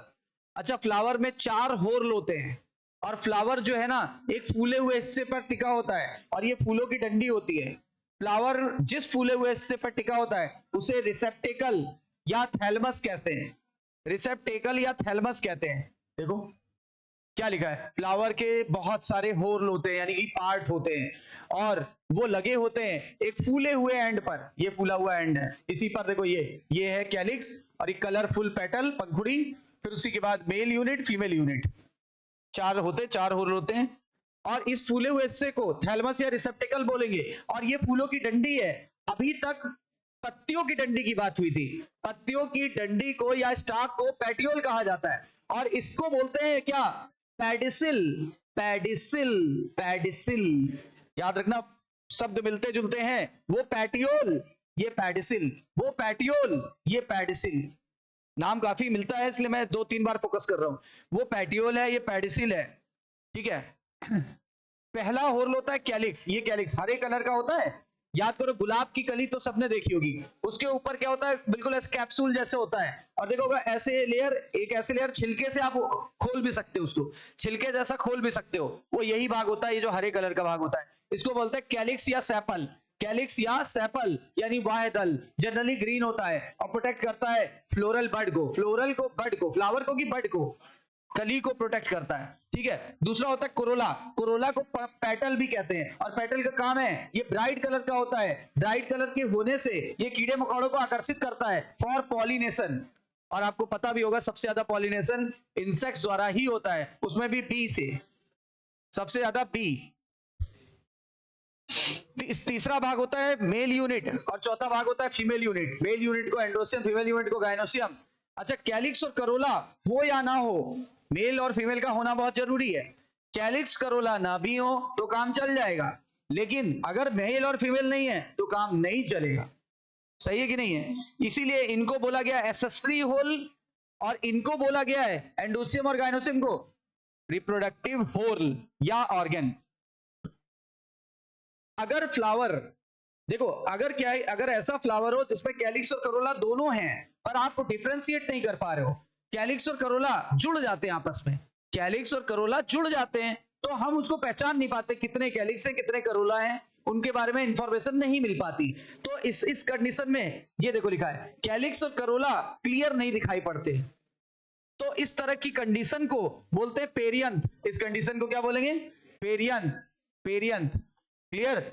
और ऐसा किस फैमिली में होगा? लिलिएसी में, यानी लिली फ्लावर में। लिलिएसी में पेरियंथ कंडीशन होती, ऐसे होता है। पी से रिप्रेजेंट करते हैं, पी से रिप्रेजेंट करते हैं ऐसे। पेरियंथ कंडीशन को किस लेटर से रिप्रेजेंट करते हैं? पी से बोलते हैं। और इसकी यूनिट को पता है क्या बोलते हैं? Tepal, petal. देखो ना पैटल बोल सकते हो ना सेपल बोल सकते हो, तो इसकी यूनिट को क्या बुलाएंगे? टेपल। कंडीशन का नाम पेरियंथ और इसकी यूनिट को टेपल, सिंबल है पी। देखो कह रहा है कि एक ऐसा फ्लावर जिसमें केवल स्टेमन हो, केवल मेल है, तो उसको स्टेमिनेट। देखो स्टेमिनेट, और एक वर्ड अभी आएगा जस्ट अगले पेज पे आ रहा है, स्टेमिनोड। तो बताओ अगर फर्टाइल है और केवल स्टेमन है तो स्टेमिनेट, और अगर स्टेराइल है तो नो लगा होगा, नो नो नो। बताओ ऐसा स्टेमन जिसमें कोई पॉलन ग्रेड नहीं बन पा रहे हैं क्योंकि वो स्टेराइल है, तो उसे क्या बोलेंगे? स्टेमिनोड। और अगर फर्टाइल है तो क्या बोलेंगे? स्टेमिनेट। और इस तरह के फूल को स्टेमिनेट बोला क्योंकि फर्टाइल है। अच्छा केवल अगर फीमेल हो तो पिस्टिलेट, केवल फीमेल हो तो पिस्टिलेट। मेरे पास एक फूल है, इसमें केवल एंड्रोसियम बैठा हुआ है, क्या बोलेंगे इसे? स्टेमिनेट। अच्छा मेरे पास ये फूल है, इसमें स्टेमन तो बैठा हुआ है पर वो पॉलन ग्रेन प्रोड्यूस नहीं कर पा रहा है, स्टेमिनोड। मेरे पास एक फूल है, उसमें सिर्फ फीमेल बैठी हुई है, पिस्टिलेट। समझ में आई बात? और मेरे पास एक फूल है, उसमें मेल फीमेल दोनों बैठे हुए, बाइसेक्सुअल, हर्माफ्रोडाइट। बाइसेक्सुअल या हर्माफ्रोडाइट। तो देखो अगर एक सेक्स बैठा है यूनिसेक्सुअल, दोनों बैठेंगे बाइसेक्सुअल या हर्माफ्रोडाइट। और दुनिया में ज्यादातर फूल कैसे हैं? बाइसेक्सुअल। इसीलिए तो एक समस्या आती है, खुद का पॉलन ग्रेन खुद के स्टिग्मा पर पहुंच जाता है और जर्मिनेट कर जाता है, इससे इनब्रीडिंग डिप्रेशन हो जाता है। इसी समस्या को दूर करने के लिए 12th के एनसीईआरटी में 4 डिवाइसेस दी गई थी, याद आया? सिमेट्री, फ्लावर में 3 तरह की सिमेट्री, एनिमल में भी 3 तरह की सिमेट्री होती है। Asymmetrical condition, radial symmetry, bilateral symmetry. Plant में भी 3 कंडीशन होती है। देखो कह रहा है एक्टिनोमॉर्फिक को हम एनिमल की रेडियल के समान मानेंगे, जाइगोमॉर्फिक को हम एनिमल की बाइलेटरल के समान मानेंगे, और जो ये वाली है एसिमेट्रिकल अगर फ्लावर में है तो इररेगुलर मानेंगे एनिमल के केस में। 3 तरह की है। कैसे पहचानेंगे? अगर किसी फूल को हम ऐसे 2 भागों में काट दें, ऐसे 2 भागों में काट दें, ऐसे 2 भागों में काट दें, ऐसे 2 भागों में बराबर का, जो उसके रेडियल प्लेन से गुजर रही है, रेडियल प्लेन यानी उसके रेडियस से गुजर रही है, अगर कहीं से भी काट दें, मैनी प्लेन हो, अगर मैनी प्लेन हो, देखो कहीं लिखा होगा when a flower can be divided into 2 equal half from any radial plane, जो सेंटर से गुजर रही है, तब इसे एक्टिनोमॉर्फिक बोलेंगे। और इसका फार्मूला सुनो, सीडीएमए फोन पहले आते थे, विदाउट सिम वाले फोन को सीडीएमए फोन बोलते थे, अब तो सिम वाले आने लगे हैं। अब तो पोर्टेबिलिटी भी करा सकते हो, आप इससे नहीं सेटिस्फाइड हो दूसरे में पोर्ट करा लो, इस कंपनी से नहीं हो तीसरे में पोर्ट करा लो, है ना? पहले ये सब चीजें नहीं थी। पहले जब फोन आते थे सीडीएमए फोन आता था, रिलायंस का ही आता था सीडीएमए फोन, और उनकी पंच लाइन थी कर लो दुनिया मुट्ठी में, है ना? सुना होगा, ये काफी लाइन थी पंच लाइन। और 500-500 रुपए में फोन मिलते थे, वो फोन होते थे महंगे पर 500-500 रुपए। वही बात है ना, पहले आदत लगाई रिलायंस ने, सबकी आदत लगाई, फिर लंबा लंबा बिल भेज दिया पोस्टपेड, है ना? फिर सेटलमेंट कर लिया, तो धीरे धीरे क्या हो गया, लोगों को मोबाइल की आदत लगी। वरना मोबाइल किसी के पास इतना ज्यादा मोबाइल अभी फ्लोरिश नहीं कर पाता जैसा आप हर घर में हो गया है, ठीक है ना? वो आदत लगाई पहले उन्होंने। इसी तरह जियो की सिम की तो आपको स्टोरी बताई होगी। तो passing through the central axis actinomorphic बोलेंगे, और इसका formula CDMA, C for chilli, D for datura, M for mustard, A for actinomorphic. बताओ सीडीएमए फोन किसके लिए याद रखेंगे? एक्टिनोमॉर्फिक, चिली, धतूरा, मस्टर्ड और चिली, धतूरा, मस्टर्ड और एक्टिनोमॉर्फिक, चिली, धतूरा, मस्टर्ड और एक्टिनोमॉर्फिक, ये हो गया। अब कह रहा है अगर मान लो केवल एक प्लेन होता डिवीजन के लिए, एक प्लेन होता, तब जाइगोमॉर्फिक बोलते। इसका formula PG in biochemistry, PG in biochemistry. तो P for pea, B for bean, G for gulmohar, C for cassia. देखो सारे कवर है, पूरा मैंने मॉर्फोलॉजी पूरा फार्मूला में ही बना लिया है। अच्छा एसिमेट्रिकल में ऐसे याद कराया था, अगर किसी की एक आंख ना हो तो उसे क्या बुलाते हैं? काना बुलाते हैं। तो उसकी सिमेट्री एसिमेट्रिकल दिखेगा कि नहीं? क्या बॉडी 2 बराबर भागों में बटेगी? नहीं बटेगी। इसका मतलब काना, ये काना में होगा एसिमेट्रिकल, काना में होगा एसिमेट्रिकल। पढ़ते हैं कहना, हमने सिर्फ आपको याद करने के लिए हिंट दिया।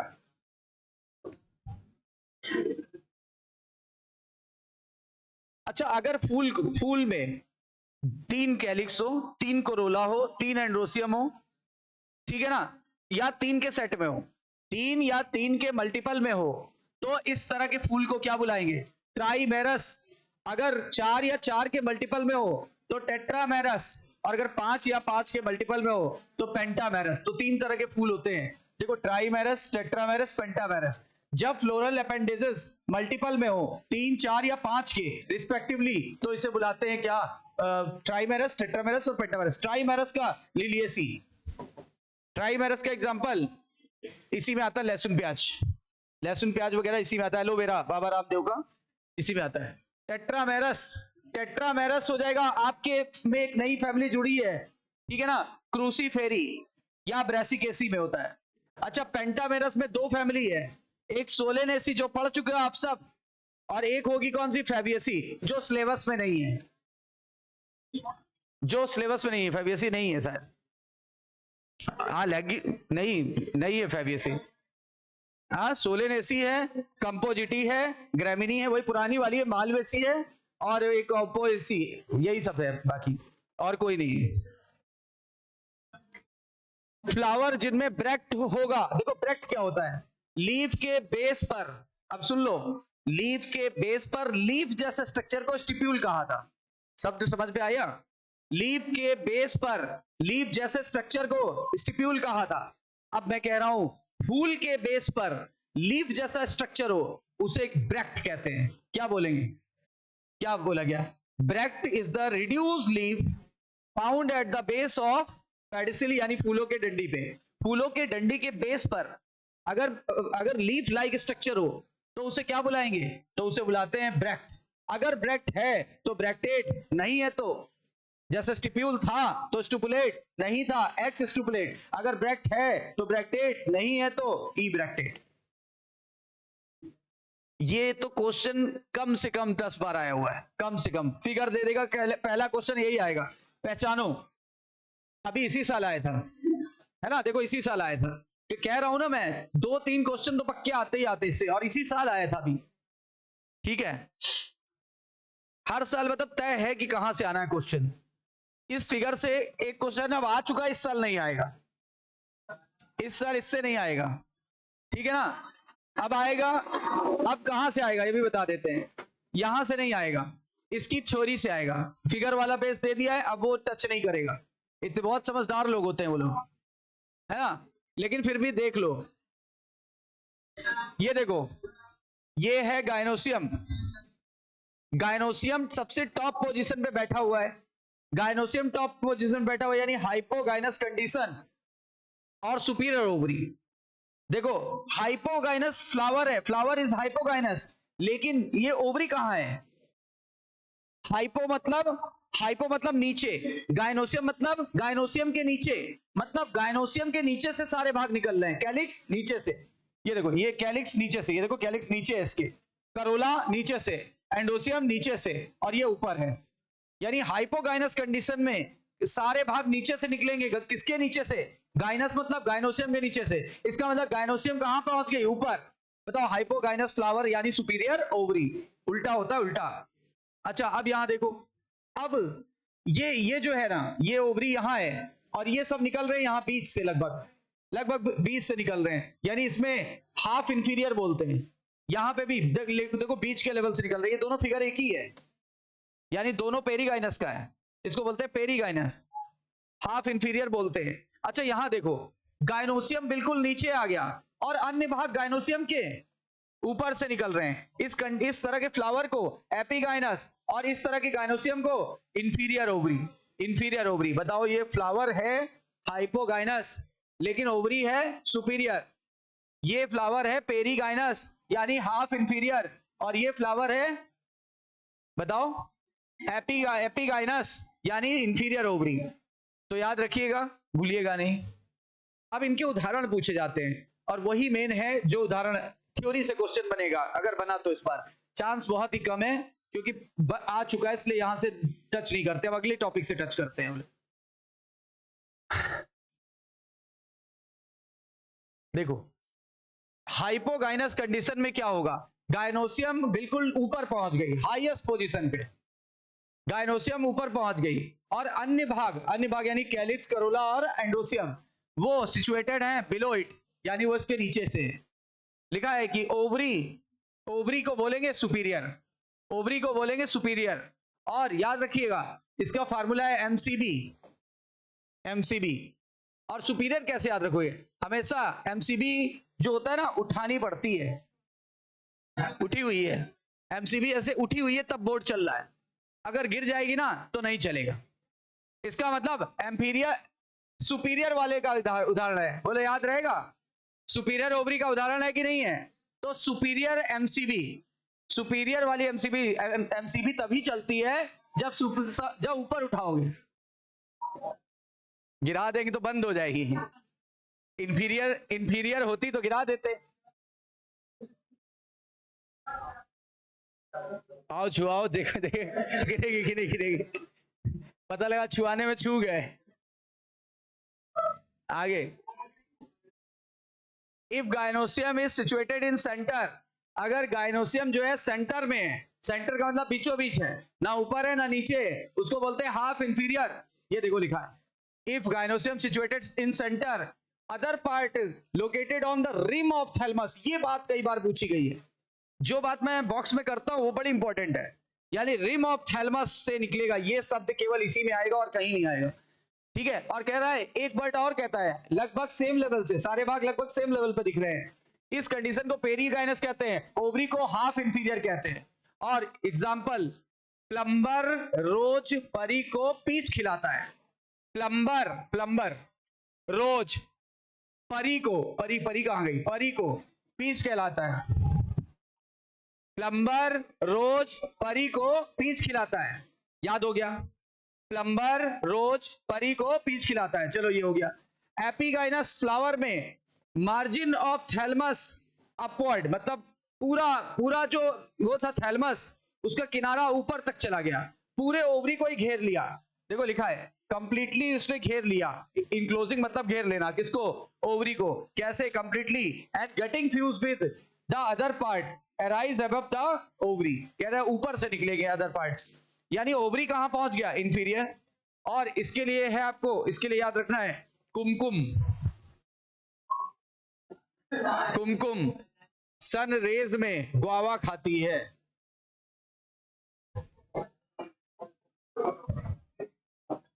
अब कुमकुम से याद रहेगा कुकुम्बर, ये देखो कुकुम्बर।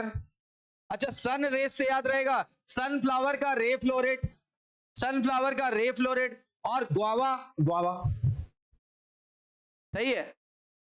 तो पहले का था एमसीबी, दूसरे फार्मूले का था प्लम्बर रोज परी को पीच खिलाता है, और तीसरे का उदाहरण था क्या, तीसरे का एग्जाम्पल था कुमकुम सनरेज में गुआ खाती। अरे हम लोग भी जब छोटे थे तो मम्मी लोग मना करती थी शाम को अमरूद नहीं खाना वरना जुकाम हो जाएगी, सर्दी खांसी हो जाएगी। और मैंने नोटिस भी किया है, चलो मेरी मम्मी गलत बोलती होगी, आपकी भी तो यही बोलती होगी, और मैंने नोटिस किया अभी आप अमरूद खरीदने जाओ मार्केट में नहीं मिलेगा इस समय, शायद ही रेयर, ऐसा नहीं कि कोई लोग खरीदते ही नहीं, तो बेचने वाले वो नहीं बेचते, वो शाम को दूसरा लगा लेते हैं चीज।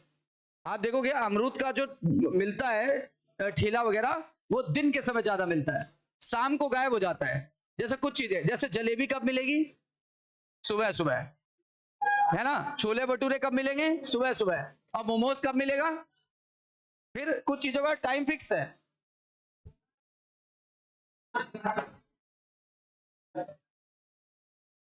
देखो ये हो गया। अब कैलिक्स, देखो कैलिक्स आउटर मोस्ट पार्ट है, कैलिक्स आउटर मोस्ट पार्ट है फ्लावर का, और मैंने अभी कुछ देर पहले ये सब बता दिया आपको, इसे सेपल कहते हैं। क्या बोलते हैं, सेपल। देखो इनके ग्रुप को सेपल कहते हैं, ग्रुप को सेपल कहते हैं, मेंबर्स लिखा है ना, मेंबर्स आर कॉल्ड, यानी कि ग्रुप, आर बोला है, आर सिंगुलर की प्लूरल, हाँ तो एक को तो कैलिक्स बोलेंगे, पूरे ग्रुप को सेपल बोलते हैं। अच्छा, किस कलर का था, ग्रीन, कैसा दिखता था, और protect the flower in the bud stage, याद करो ये सब बातें बता चुका हूं, ठीक है। और अगर कोई चीज फ्री हो तो उसे पॉली बोलते हैं, कोई चीज फ्यूज्ड हो उसे गैमो बोलते हैं। देखो यहां लिखा गैमो यानी फ्यूज्ड, फ्यूज्ड को यूनाइटेड भी बोलते हैं, फ्यूज्ड को यूनाइटेड भी बोलते हैं। बताओ अगर कोई चीज फ्यूज्ड हो तो उसे क्या बोलेंगे, यूनाइटेड। क्या बोलेंगे? गैमोसेफेलस, गैमोसेफेलस। और अगर फ्री होती पॉलीसेफेलस। अगर सारे सेपल 5 हैं, 5 के पांचों फ्री हैं, तो क्या बोलेंगे? और अगर ऐसा है तो, और सुनो, अगर अगर ऐसे लिख दिया कि कैलिक्स को के से इंडिकेट करते हैं, क्या दिख रहा है? 5 हैं, पांचों फ्री हैं, तो ये वाला कंडीशन दिख रहा है। अगर 5 हैं, पांचों फ्यूज होते हैं, ऐसे दिखता, तो ऐसे रिप्रेजेंट करते हैं। अगर ब्रैकेट में लगाओ तो फ्यूज्ड वाला, बिना ब्रैकेट में लगाओ पॉली। तो लिखने का पैटर्न भी बता दिया और सिंबल भी बता दिया। इसका सिंबल है के। अब आते कोरोला पे, इसका सिंबल है C. Corolla is composed of petal, corolla बोलते हैं दल को, पेटल को, और ब्राइट कलर का होता है, अभी बताया था, कीड़े मकोड़ों को आकर्षित करता है पॉलिनेशन के लिए। कैलिक्स और कोरोला में भी गैमो पेटैलस, वहां सेपेलस, यहां पेटैलस, वहां सेपल यूनाइटेड थे, यहां पेटल यूनाइटेड है। अच्छा, वहां पे पेटल सेपल फ्री थे, यहां पेटल फ्री है, तो लगा दो पॉलीसेपेलस की बजाय पॉलीपेटैलस। जो चीज की बात कर रहे हो बस आगे वही जोड़ दो। अच्छा, इसका शेप, इसका कलर, इसकी डिजाइन सब बदलती रहती है। ये देखो, ये सब नहीं आएगा। एस्टिवेशन वर्ड पूछा गया है। अब पूछा गया है एस्टिवेशन किससे संबंधित है? देखो किससे संबंधित है, जिसकी बात कर गया, कैलिक्स से कि कोरोला से कि दोनों से। इसीलिए देखो बहुत स्मार्टली पढ़ने वाली चीज है एनसीईआरटी। एस्टिवेशन शब्द संबंधित है किससे? कैलिक्स से, करोला से कि दोनों से।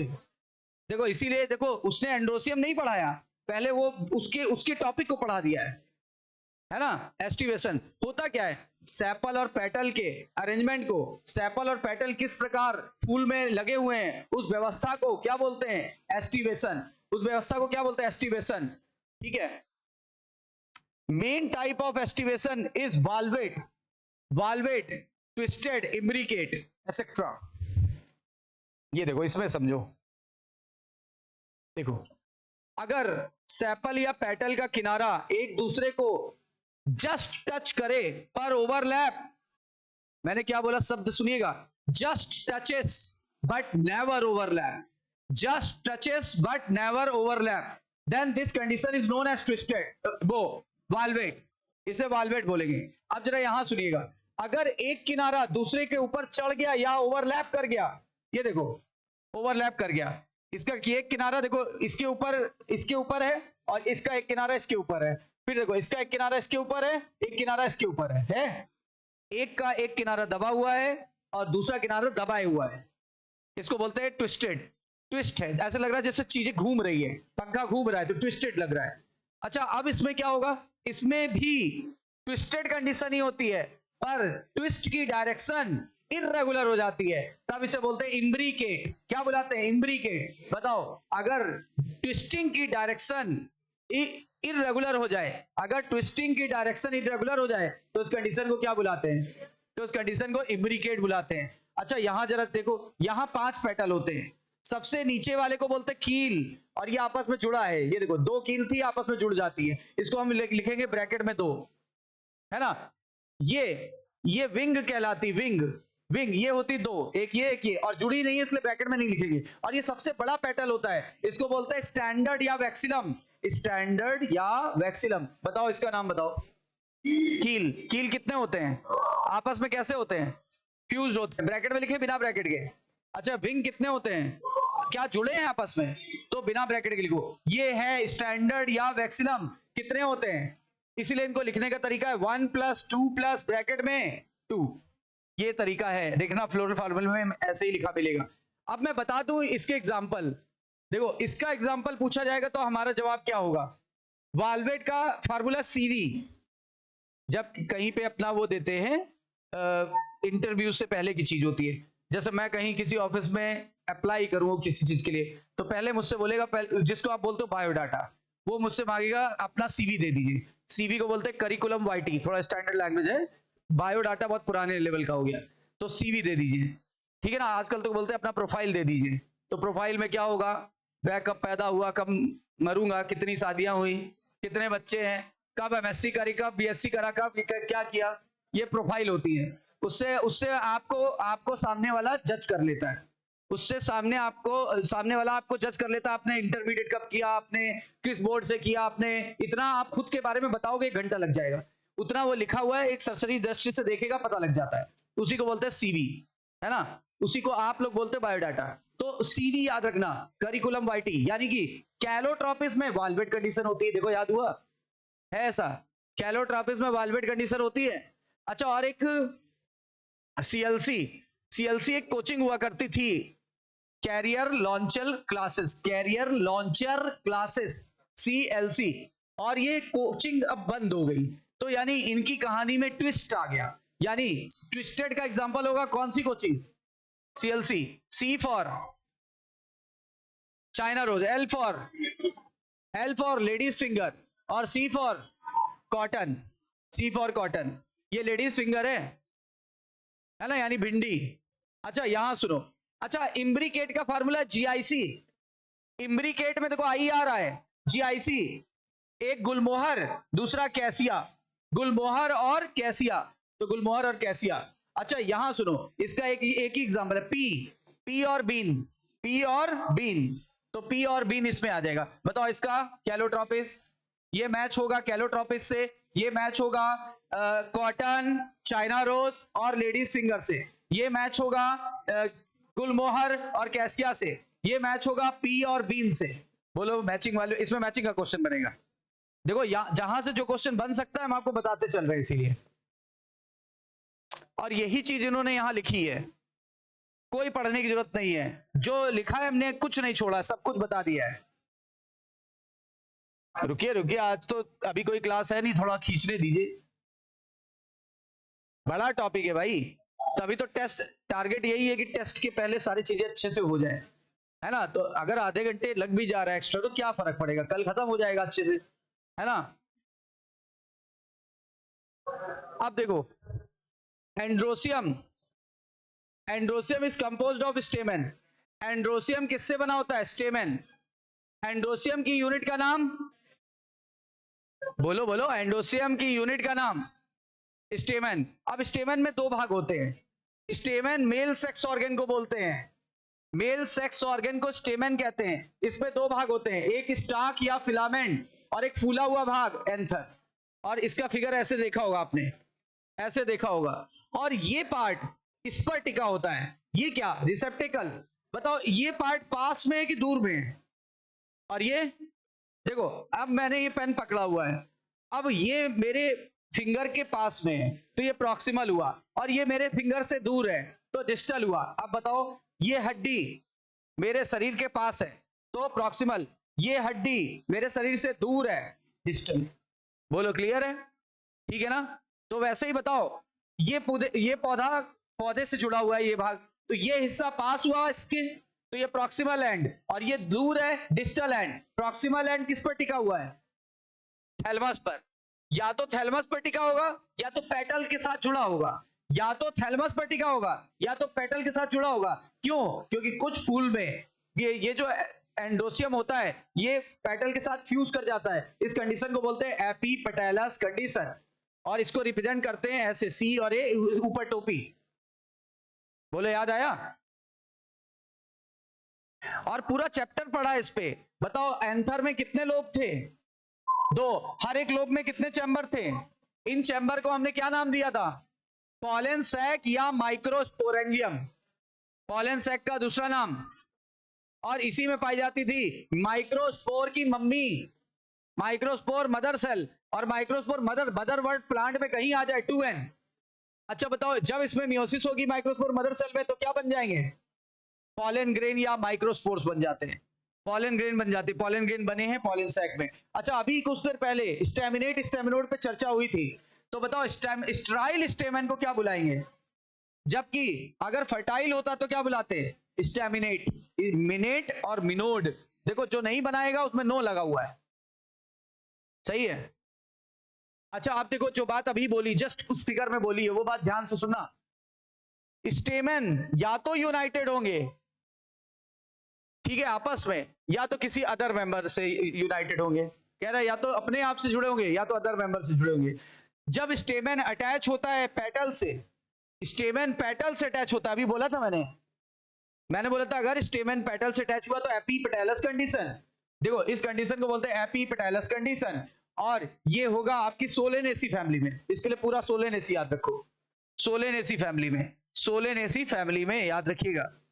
अच्छा, अगर मान लो ये उससे अटैच ना होके पेरियन से अटैच होता, अगर पेटल से अटैच हुआ था तो क्या बोला, एपिपेटलस। अगर टैपल से अटैच हो जाए, टैपल या पेरियन कंडीशन से अटैच हो जाए तो एपिफिलस। इसका उदाहरण सोलेनेसी, इसका उदाहरण लिलिएसी। बताओ, एपिपेटलस का उदाहरण सोलेनेसी और एपिफिलस का एग्जांपल लिलिएसी। लिलिएसी। स्टेमन इन अ फ्लावर आइदर रिमेन फ्री, कह रहा है अब जितने भी स्टेमन है, मान लो 10 है, अब 10 के 10 फ्री हैं। अगर 10 के 10 फ्री हैं तो इस कंडीशन को पता है क्या बुलाएंगे, इस कंडीशन को बुलाएंगे पॉलीएंड्रस। अगर 10 के 10 स्टेमन है और 10 के 10 आपस में फ्यूज नहीं है, फ्री है, तो इसे बुलाएंगे पॉलीएंड्रस कंडीशन। ठीक है। और कह रहा है अगर यूनाइट होंगे तो अलग अलग तरीके से दिखेंगे, मतलब वेरिंग डिग्री होगी। मतलब अगर यूनाइटेड है तो एक ग्रुप में यूनाइटेड है मोनोडेल्फस, दो ग्रुप में यूनाइटेड है डाइडेल्फस, कई ग्रुप में यूनाइटेड है पॉलीडेल्फस। अगर 10 हैं और 9 एक साथ है, एक अकेला है, कितने ग्रुप बने, तो डाइडेल्फस। अच्छा, सारे के सारे एक ही झुंड में हैं। और अगर सारे के सारे 2 एक साथ है, 3 अलग है, 4 अलग है, एक अकेला बचा, हो गया 10। ये कैसा हुआ, पॉलीडेल्फस। समझ में आई बात, देखो लिखा है अगर एक बंच में सारे फ्यूज्ड हैं तो monadelphous. Example Malvaceae, Malvaceae family आपके में ऐड हुई है, पढ़ाएंगे। तो M for Malvaceae, M for monadelphous, M for Malvaceae, M for monadelphous condition. ठीक है। अगर दो ग्रुप में इकट्ठा हो गया तो डाइडेल्फस। एग्जांपल मटर, मटर में 9+1 व्यवस्था होती है, 9 एक साथ होता है, एक अकेला होता है। ठीक है। इसमें क्या होता है, इसमें ढेर सारे होते हैं और इनफाइनाइट होते हैं, इनफाइनाइट। मालवेसी में इनफाइनाइट होते हैं स्टेमेंस और आपस में एक झुंड में जुड़े रहते हैं। ठीक है। और मटर में 2 झुंड में होते हैं, और नींबू में कहीं लिखा होगा, हाँ, नींबू में पॉलीडेल्फस होते हैं, नींबू में कई सारे ग्रुप में जुड़े होते हैं। बताइए, मोनोडेल्फस का उदाहरण मालवेसी, मोनोडेल्फस मालवेसी। डाइडेल्फस फैबियसी, फैबियसी में ही मटर आता है, डाइडेल्फस फैबियसी मटर आएगा। अच्छा, और पॉलीडेल्फस सिट्रेसी, सिट्रस आएगा, सिट्रस आएगा। अच्छा, ये बात अभी टेरिडोफाइटा पढ़ा हुआ है जिन लोगों को, उनको याद होगा। टेरिडोफाइटा में साल्विनिया आता था, मैंने बोला था साल्विनिया याद रखना टेरिडोफाइटा के लिए, साल्विया नहीं बोला था। टेरिडोफाइटा पढ़ा होगा आप सब लोगों ने, उसमें साल्विनिया उदाहरण आता है। ठीक है, जो कि एक्वेटिक टेरिडोफाइट है। लेकिन साल्विया, वहां पे मैंने आपको साल्विया भी याद कराया था। हमने कहा साल्विया याद कर लो क्योंकि वो एक एंजियोस्पर्म है, और जब स्टेटमेंट में क्वेश्चन देगा तो ऐसे बोलेगा एक्वेटिक टेरिडोफाइट इज साल्विया। देखो गलत हो गया है ना, होना चाहिए था साल्विनिया। और मैंने यहां खास भी बात बताई थी, मैंने कहा था देखो एक ही पौधे में स्टेमन का साइज अलग अलग होगा। ये देखो, ये ऐसा है डाइडेल्फस का, ये डाइडेल्फस सॉरी डाइडाइनमस कंडीशन, 2 अंदर के बड़े, 2 बाहर के छोटे, 2 की लेंथ ज्यादा, 2 की लेंथ कम। ये देखो वेरिएशन इन लेंथ हो रहा है, फिलामेंट की लेंथ वेरी कर रही है। एक ही फूल में, एक ही फूल में 2 का लेंथ ज्यादा है, 2 का लेंथ कम है, 4 है टोटल। अच्छा, मस्टर्ड में क्या होगा, मस्टर्ड में ये 4 बड़े अंदर के और 2 छोटे, इसको बोलते हैं टेट्रा, इसको बोलते हैं डाइडाइनमस कंडीशन, टेट्राडाइनमस कंडीशन, डाइडाइनमस कंडीशन, टेट्राडाइनमस कंडीशन। ये है साल्विया में और ये है मस्टर्ड में। साल्विनिया टेरिडोफाइट है, सही है। यहां से इस बार क्वेश्चन की संभावना है, मुझे जहां तक लगता है यहां से क्वेश्चन आएगा इस बार 100%, ये बिल्कुल मेरा अनुभव है। अब आगे देखो, गायनोसियम, गायनोसियम फीमेल पार्ट को बोलते हैं कि मेल पार्ट को बोलते हैं, फीमेल पार्ट को बोलते हैं। और एक या एक से ज्यादा कार्पल हो सकते हैं। अगर एक कार्पल है मोनोकार्पलरी कंडीशन, कई सारे कार्पल है मल्टी कार्पलरी कंडीशन। बताओ, अगर किसी फीमेल के पास एक ही कार्पल है तो, अगर ढेर सारे हैं तो मल्टी कार्पलरी कंडीशन। तो वो आप समझ गए होंगे, लिखा था 12th के एनसीईआरटी में। अच्छा, कार्पल में हमेशा 3 भाग होते हैं।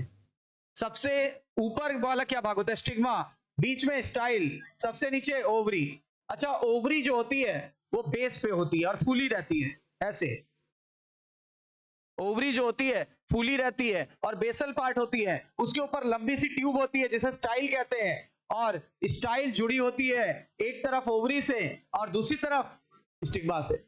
अच्छा, स्टिग्मा जो होता है यूजुअली टिप ऑफ स्टाइल पे होता है, स्टाइल के टिप पे होता है, ठीक है। और ये सब आपको 12th की एनसीईआरटी में डिटेल में बताया था और एक बार दोबारा पढ़ेंगे। और इसी का काम होता है कि आप पॉलन ग्रेन को ट्रैप करना।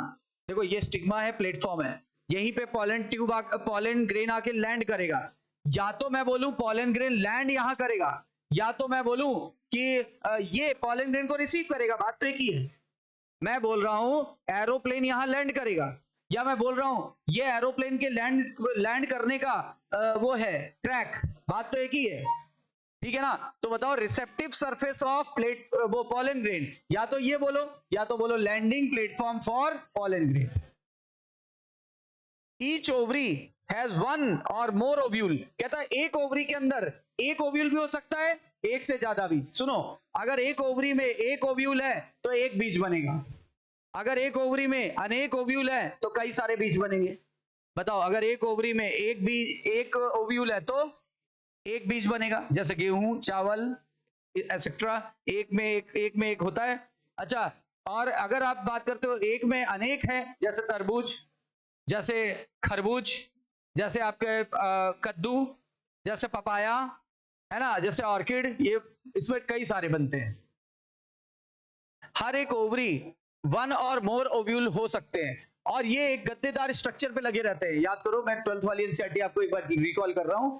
ये रहा ओवरी, ये गद्देदार स्ट्रक्चर है, इस गद्देदार स्ट्रक्चर को बोलते हैं कुशन। कुशन गद्देदार स्ट्रक्चर को बोलते हैं कुशन, और इसका नाम दे देते हैं प्लेसेंटा। क्या नाम है? प्लेसेंटा। अब यहीं पर एक स्टाक जुड़ी होती है, इसी स्टाक से एक ओवल बॉडी जुड़ी होती है, ओवल बॉडी का ही नाम है ओव्यूल। ओव्यूल, ठीक है ना। तो ये देखो लिखा है फ्लैट कुशन लाइक स्ट्रक्चर का नाम प्लेसेंटा। जब एक से ज्यादा कार्पेल होंगे, ठीक है, तो या तो फ्री होंगे या फ्यूज्ड होंगे। देखो अगर फ्री है तो क्या बुलाएंगे? एपोकार्पस। एपोकार्पस। और अगर सारे फ्यूज्ड हैं तो क्या बुलाएंगे? सिनकार्पस। अच्छा, मैंने फार्मूला ये बनाया था, मैंने कहा था जब लार तब टपकेगी जब मस्त सी चीज खाएंगे, यही बोला था ना।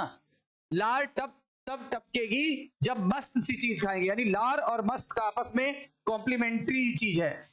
एल से लोटस, आर से ये एपोकार्पस कंडीशन में है। ये देखो लोटस और रोज में ये लार से याद रहेगा, लोटस और रोज दोनों कंडीशन किसमें? लोटस और रोज, ये कंडीशन एपोकार्पस है। लोटस और रोज एपोकार्पस। और फ्यूज्ड वाली कंडीशन यानी सिनकार्पस कंडीशन, एम से मस्टर्ड, टी से टोमेटो, एम ए से मस्टर्ड, टी से टोमेटो और एस से सिनकार्पस। देखो मस्टर्ड और टोमेटो, सिनकार्पस हो गया यार।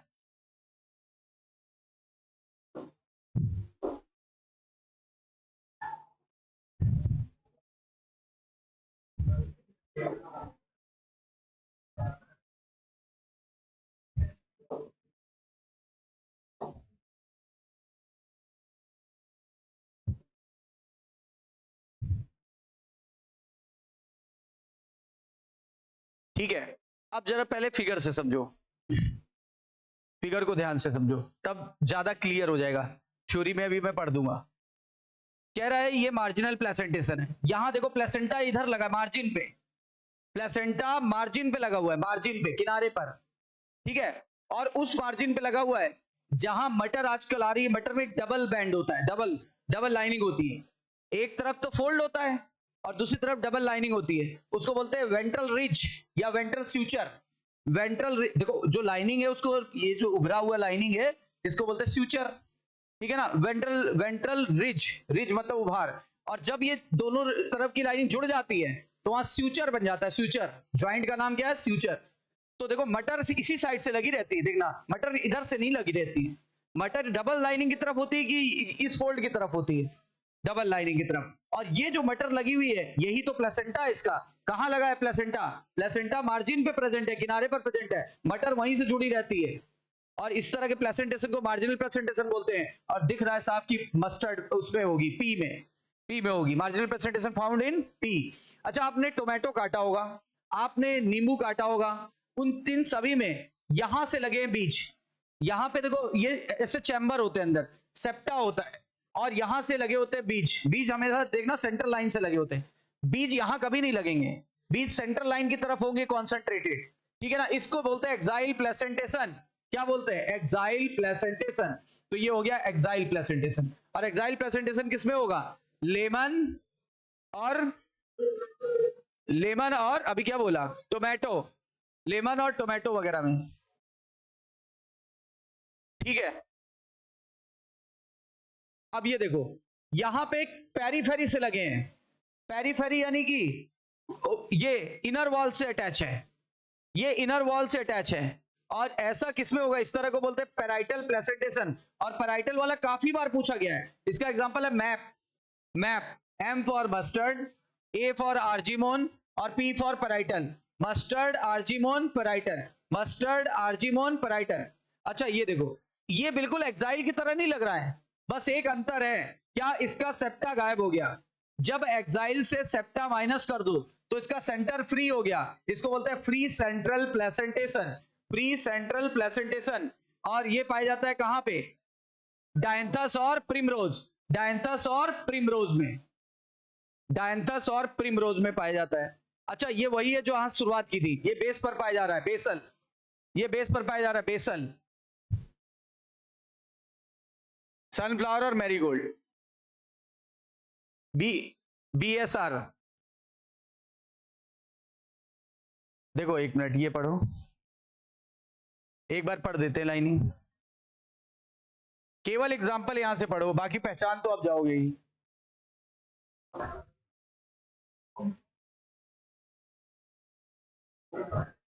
इधर उधर कहां से आ जा रहा है?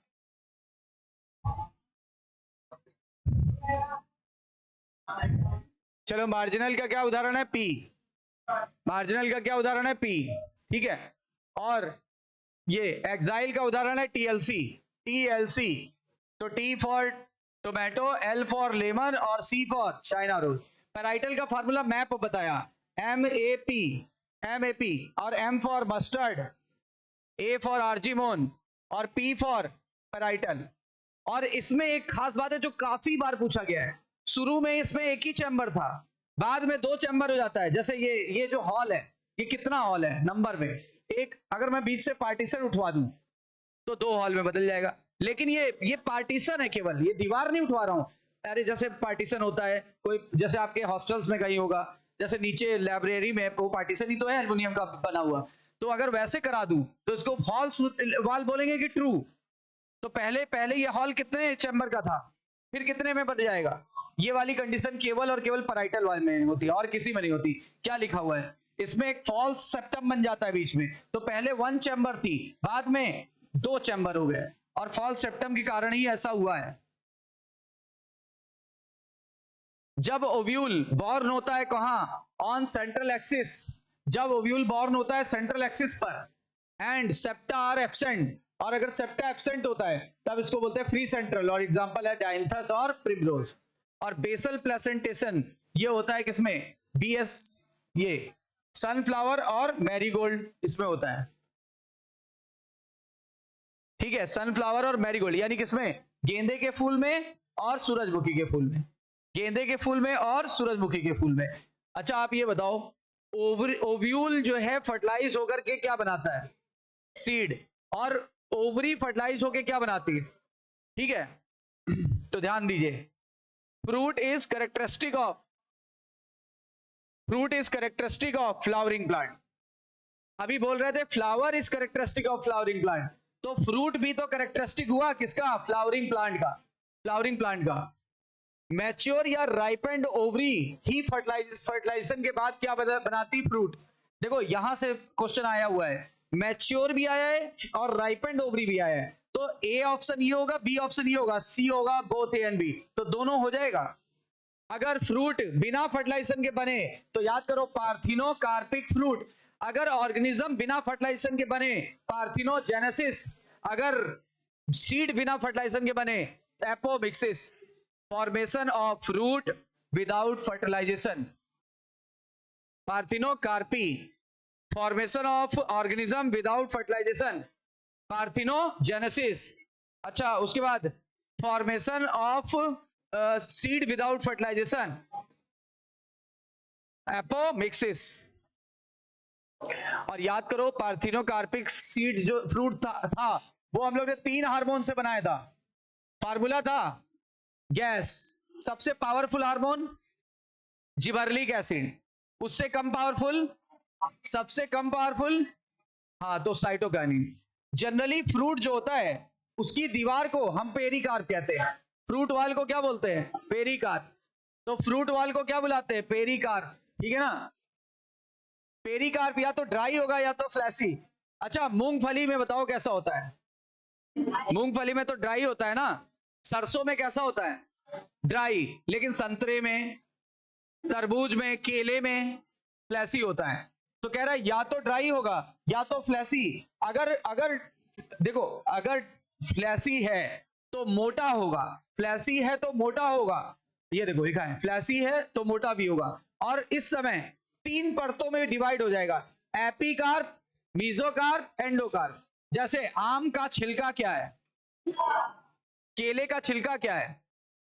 एपिकार्प। अच्छा केले का कौन सा पोर्शन खा गए? Mesocarp plus endocarp. मीजोकार्प भी खा गए और एंडोकार्प भी खा गए, केवल आपने छिलका ही तो फेंका, एपिकार्प फेंक दिया, बाकी सब खा गए। अच्छा आम का क्या खाए? एपिकार्प फेंक दिया, गूदा खा गए यानी मीजोकार्प, और गुठली फेंक दी यानी एंडोकार्प फेंक दिया। समझ में आई बात? तो ये 3 भाग होते हैं। मैंगो और कोकोनट फ्रूट का नाम पूछा गया है, ड्रूप। मैंगो और कोकोनट फ्रूट का नाम क्या है? ड्रूप। और पता है ये ऑसम फ्रूट होते हैं, ऑसम। ऑसम है बहुत, है ना। ऑसम क्या, ऑसम से क्या याद रहेगा?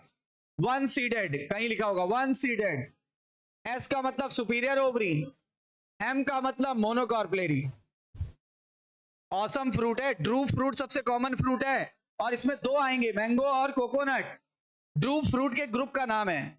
फ्रूट के कई नाम होते हैं, पेपो, बेरी, कैप्सूल, लेग्यूम, या पॉड, या सिप्सेला, कैरियोप्सिस, ठीक है ना। बेरी, पेपो, तो ये सब नाम है ना। तो ये ड्रूप भी फ्रूट का एक नाम है। और ऑसम से याद रहेगा 1 सीडेड, सुपीरियर ओवरी, मोनोकार्पलेरी। और मैंगो का पेरिकार्प जो है 3 भागों में डिफरेंशिएट हो जाता है। उसका जो छिलका था एपिकार्प, उसका जो गूदा था मीजोकार्प, उसकी जो गुठली थी एंडोकार्प।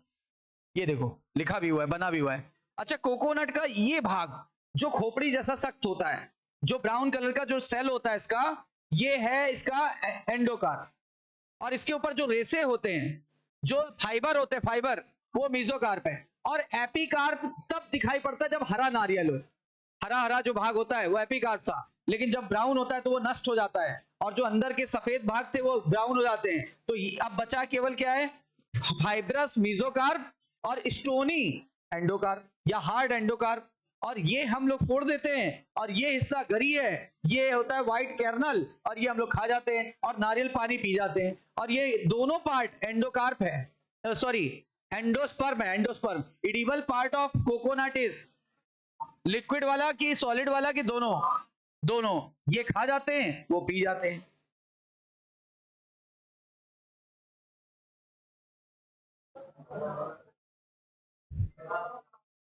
लिखा है ना, आउटर जो है एपिकार्प है, और जो मिडिल है वाला है मीजोकार्प है, इनर वाला स्टोनी एंडोकार्प है। और कोकोनट ड्रूप में मीजोकार्प कैसा होता है? फाइब्रस। मीजोकार्प कैसा होता है? फाइब्रस, ठीक है। बस सीट तक ही कराएंगे, ये 5 मिनट लगेगा बस। उससे फायदा क्या होगा?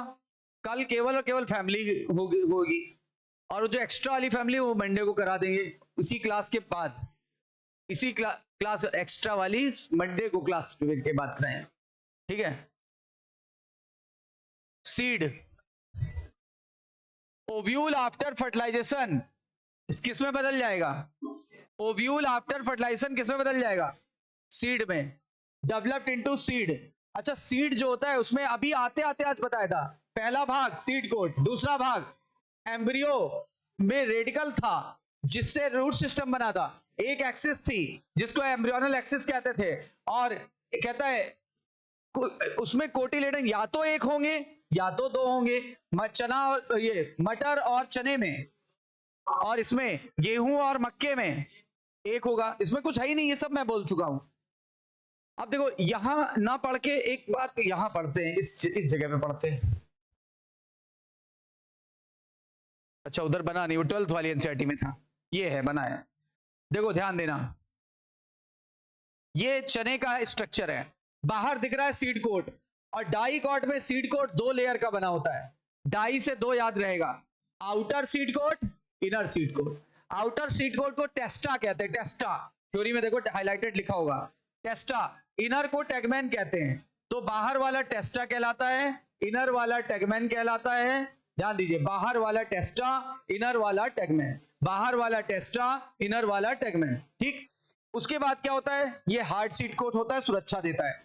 इसमें एक छोटा सा छेद होता है, होल होता है, इस होल को क्या बुलाते हैं, माइक्रोपाइल।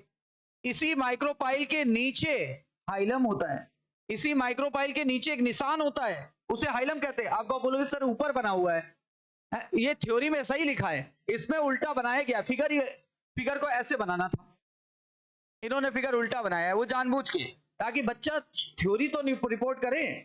ठीक है, बताओ माइक्रोपाइल के ऊपर पाया जाता है हाइलम की नीचे, ठीक है ना, नीचे पाया जाता है, और वो वहां सही लिखा हुआ है। ये देखिए, आउटर को बोल रहे हैं टेस्टा, आउटर का क्या नाम है, टेस्टा। इनर का क्या नाम है, आउटर टेस्टा, इनर टिगमेंट। हाइलम वो निशान है जहां से सीड कोट फ्रूट से डेवलप अटैच था, और कह रहा है अबव द हाइलम, हाइलम के ऊपर की तरफ। हाइलम के, देखो हाइलम के ऊपर बोल रहा है, या माइक्रोपाइल के नीचे हाइलम बोलो, बात तो एक ही है। हाइलम एक छोटा सा पोर था, उसे माइक्रोपाइल कहते हैं। माइक्रो मतलब छोटा, पाइल मतलब पोर। कह रहा सीड कोट के अंदर कौन होता है, एम्ब्रियो। और एम्ब्रियो में 2 चीजें होती हैं, एक तो उसकी एक्सिस और एक्सिस, और 2 कोटिलेडन होंगे, क्योंकि हम डाइकोट पढ़ रहे हैं। और क्या कह रहा है, बहुत अच्छी बात कह रहा है, इनका जो ये डाइकोट 2 कोटिलेडन होते हैं, कभी मटर में देखो फूला हुआ होता है, चने में देखो फूला हुआ होता है, दालों में देखो फूला हुआ होता है। तो फूले हुए को क्या बोलते हैं, फ्लैसी। और खाना भरा है इसलिए फ्लैसी है। कह रहा है खाना यही भरा होता है। बताओ डाइकोट में भोजन कहां स्टोर होता है, जबकि मैं अभी से बता देता हूं, मोनोकॉट में भी पढ़ेंगे, मोनोकॉट में एंडोस्पर्म में स्टोर होता है। डाइकोट में कहां स्टोर होता है, कोटिलेडन में। और मोनोकॉट में कहां स्टोर होता है। और कह रहा है एम्ब्रियो एक्सिस के 2 टिप होंगे, ये वाला टिप प्लूमूल, ये वाला रेडिकल। देखो एम्ब्रियो एक्सिस के 2 एंड होते हैं, ठीक है, एक रेडिकल, एक plumule. Some seed such as castor of एंडोस्कैस्टर the endosperm formed as a result of double fertilization। देखो कुछ डाइकोट हैं जिसमें एंडोस्पर्म पाया जाता है, ज्यादातर डाइकोट में एंडोस्पर्म गायब हो जाता है at the maturity of embryo. जैसे जैसे एम्ब्रियो मैच्योर होता है, उसका क्या गायब हो जाता है, एंडोस्पर्म। लेकिन कुछ सीड हैं जिनमें अभी भी बचा रहता है, वो सीड है कैस्टर, यानी अपवाद कैस्टर। कैस्टर इस तरह के प्लांट, जैसे ये एग्जांपल दिया डाइकोट का, इसमें एंडोस्पर्म नहीं होता, कब, मैच्योरिटी पर। इसलिए इस तरह के बीज को क्या बुलाते हैं, नॉन एंडोस्पर्मिक सीड बुलाते हैं। जबकि ये कैसा है, किसमें है, कैस्टर में। अच्छा मोनोकॉट में देखो, ये मोनोकॉट का बड़ा आसान है। कह रहा है मोनोकॉट में मैच्योर सीड में एंडोस्पर्म बचा रहता है, और बहुत ज्यादा होता है, एनसीईआरटी ने यूज किया, बल्क में होता है, बल्क में होता है। और एक खास बात ये, दूसरी खास बात ये कि सीड कोट और फ्रूट कोट फ्यूज कर जाता है, सीड कोट और फ्रूट कोट फ्यूज कर जाता है। पहली खास बात, एंडोस्पर्म बहुत ज्यादा होगा इवन आफ्टर मैच्योरिटी, बल्क में होता है, इसलिए इसको एंडोस्पर्मिक सीड बोलेंगे। और यहां सीड कोट और फ्रूट कोट बहुत पतला होने के कारण फ्यूज कर जाता है, और एंडोस्पर्म के चारों तरफ एक लाइनिंग होती है जो कि प्रोटीन की बनी होती है, उसे एलुरोन लेयर कहते हैं। और ये इतना पूरा हिस्सा, इतना पूरा हिस्सा इधर का 3n होता है, और इतना पूरा हिस्सा 2n होता है, क्योंकि डबल फर्टिलाइजेशन होता है ना। ये जाइगोट से विकसित हुआ है, और याद करो ये पेन से विकसित हुआ है, पेन यानी प्राइमरी एंडोस्पर्म न्यूक्लियस, याद है।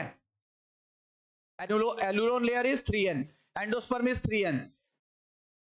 अब आगे, इसका जो कोटिलेडन है उसको एक कोटिलेडन होता है, और एक साइड में है, देखो एंडोस्पर्म के एक साइड में, लेटरल साइड में है, एंडोस्पर्म के लेटरल साइड में, नाम उसका दे दिया क्या, स्कूटेलम।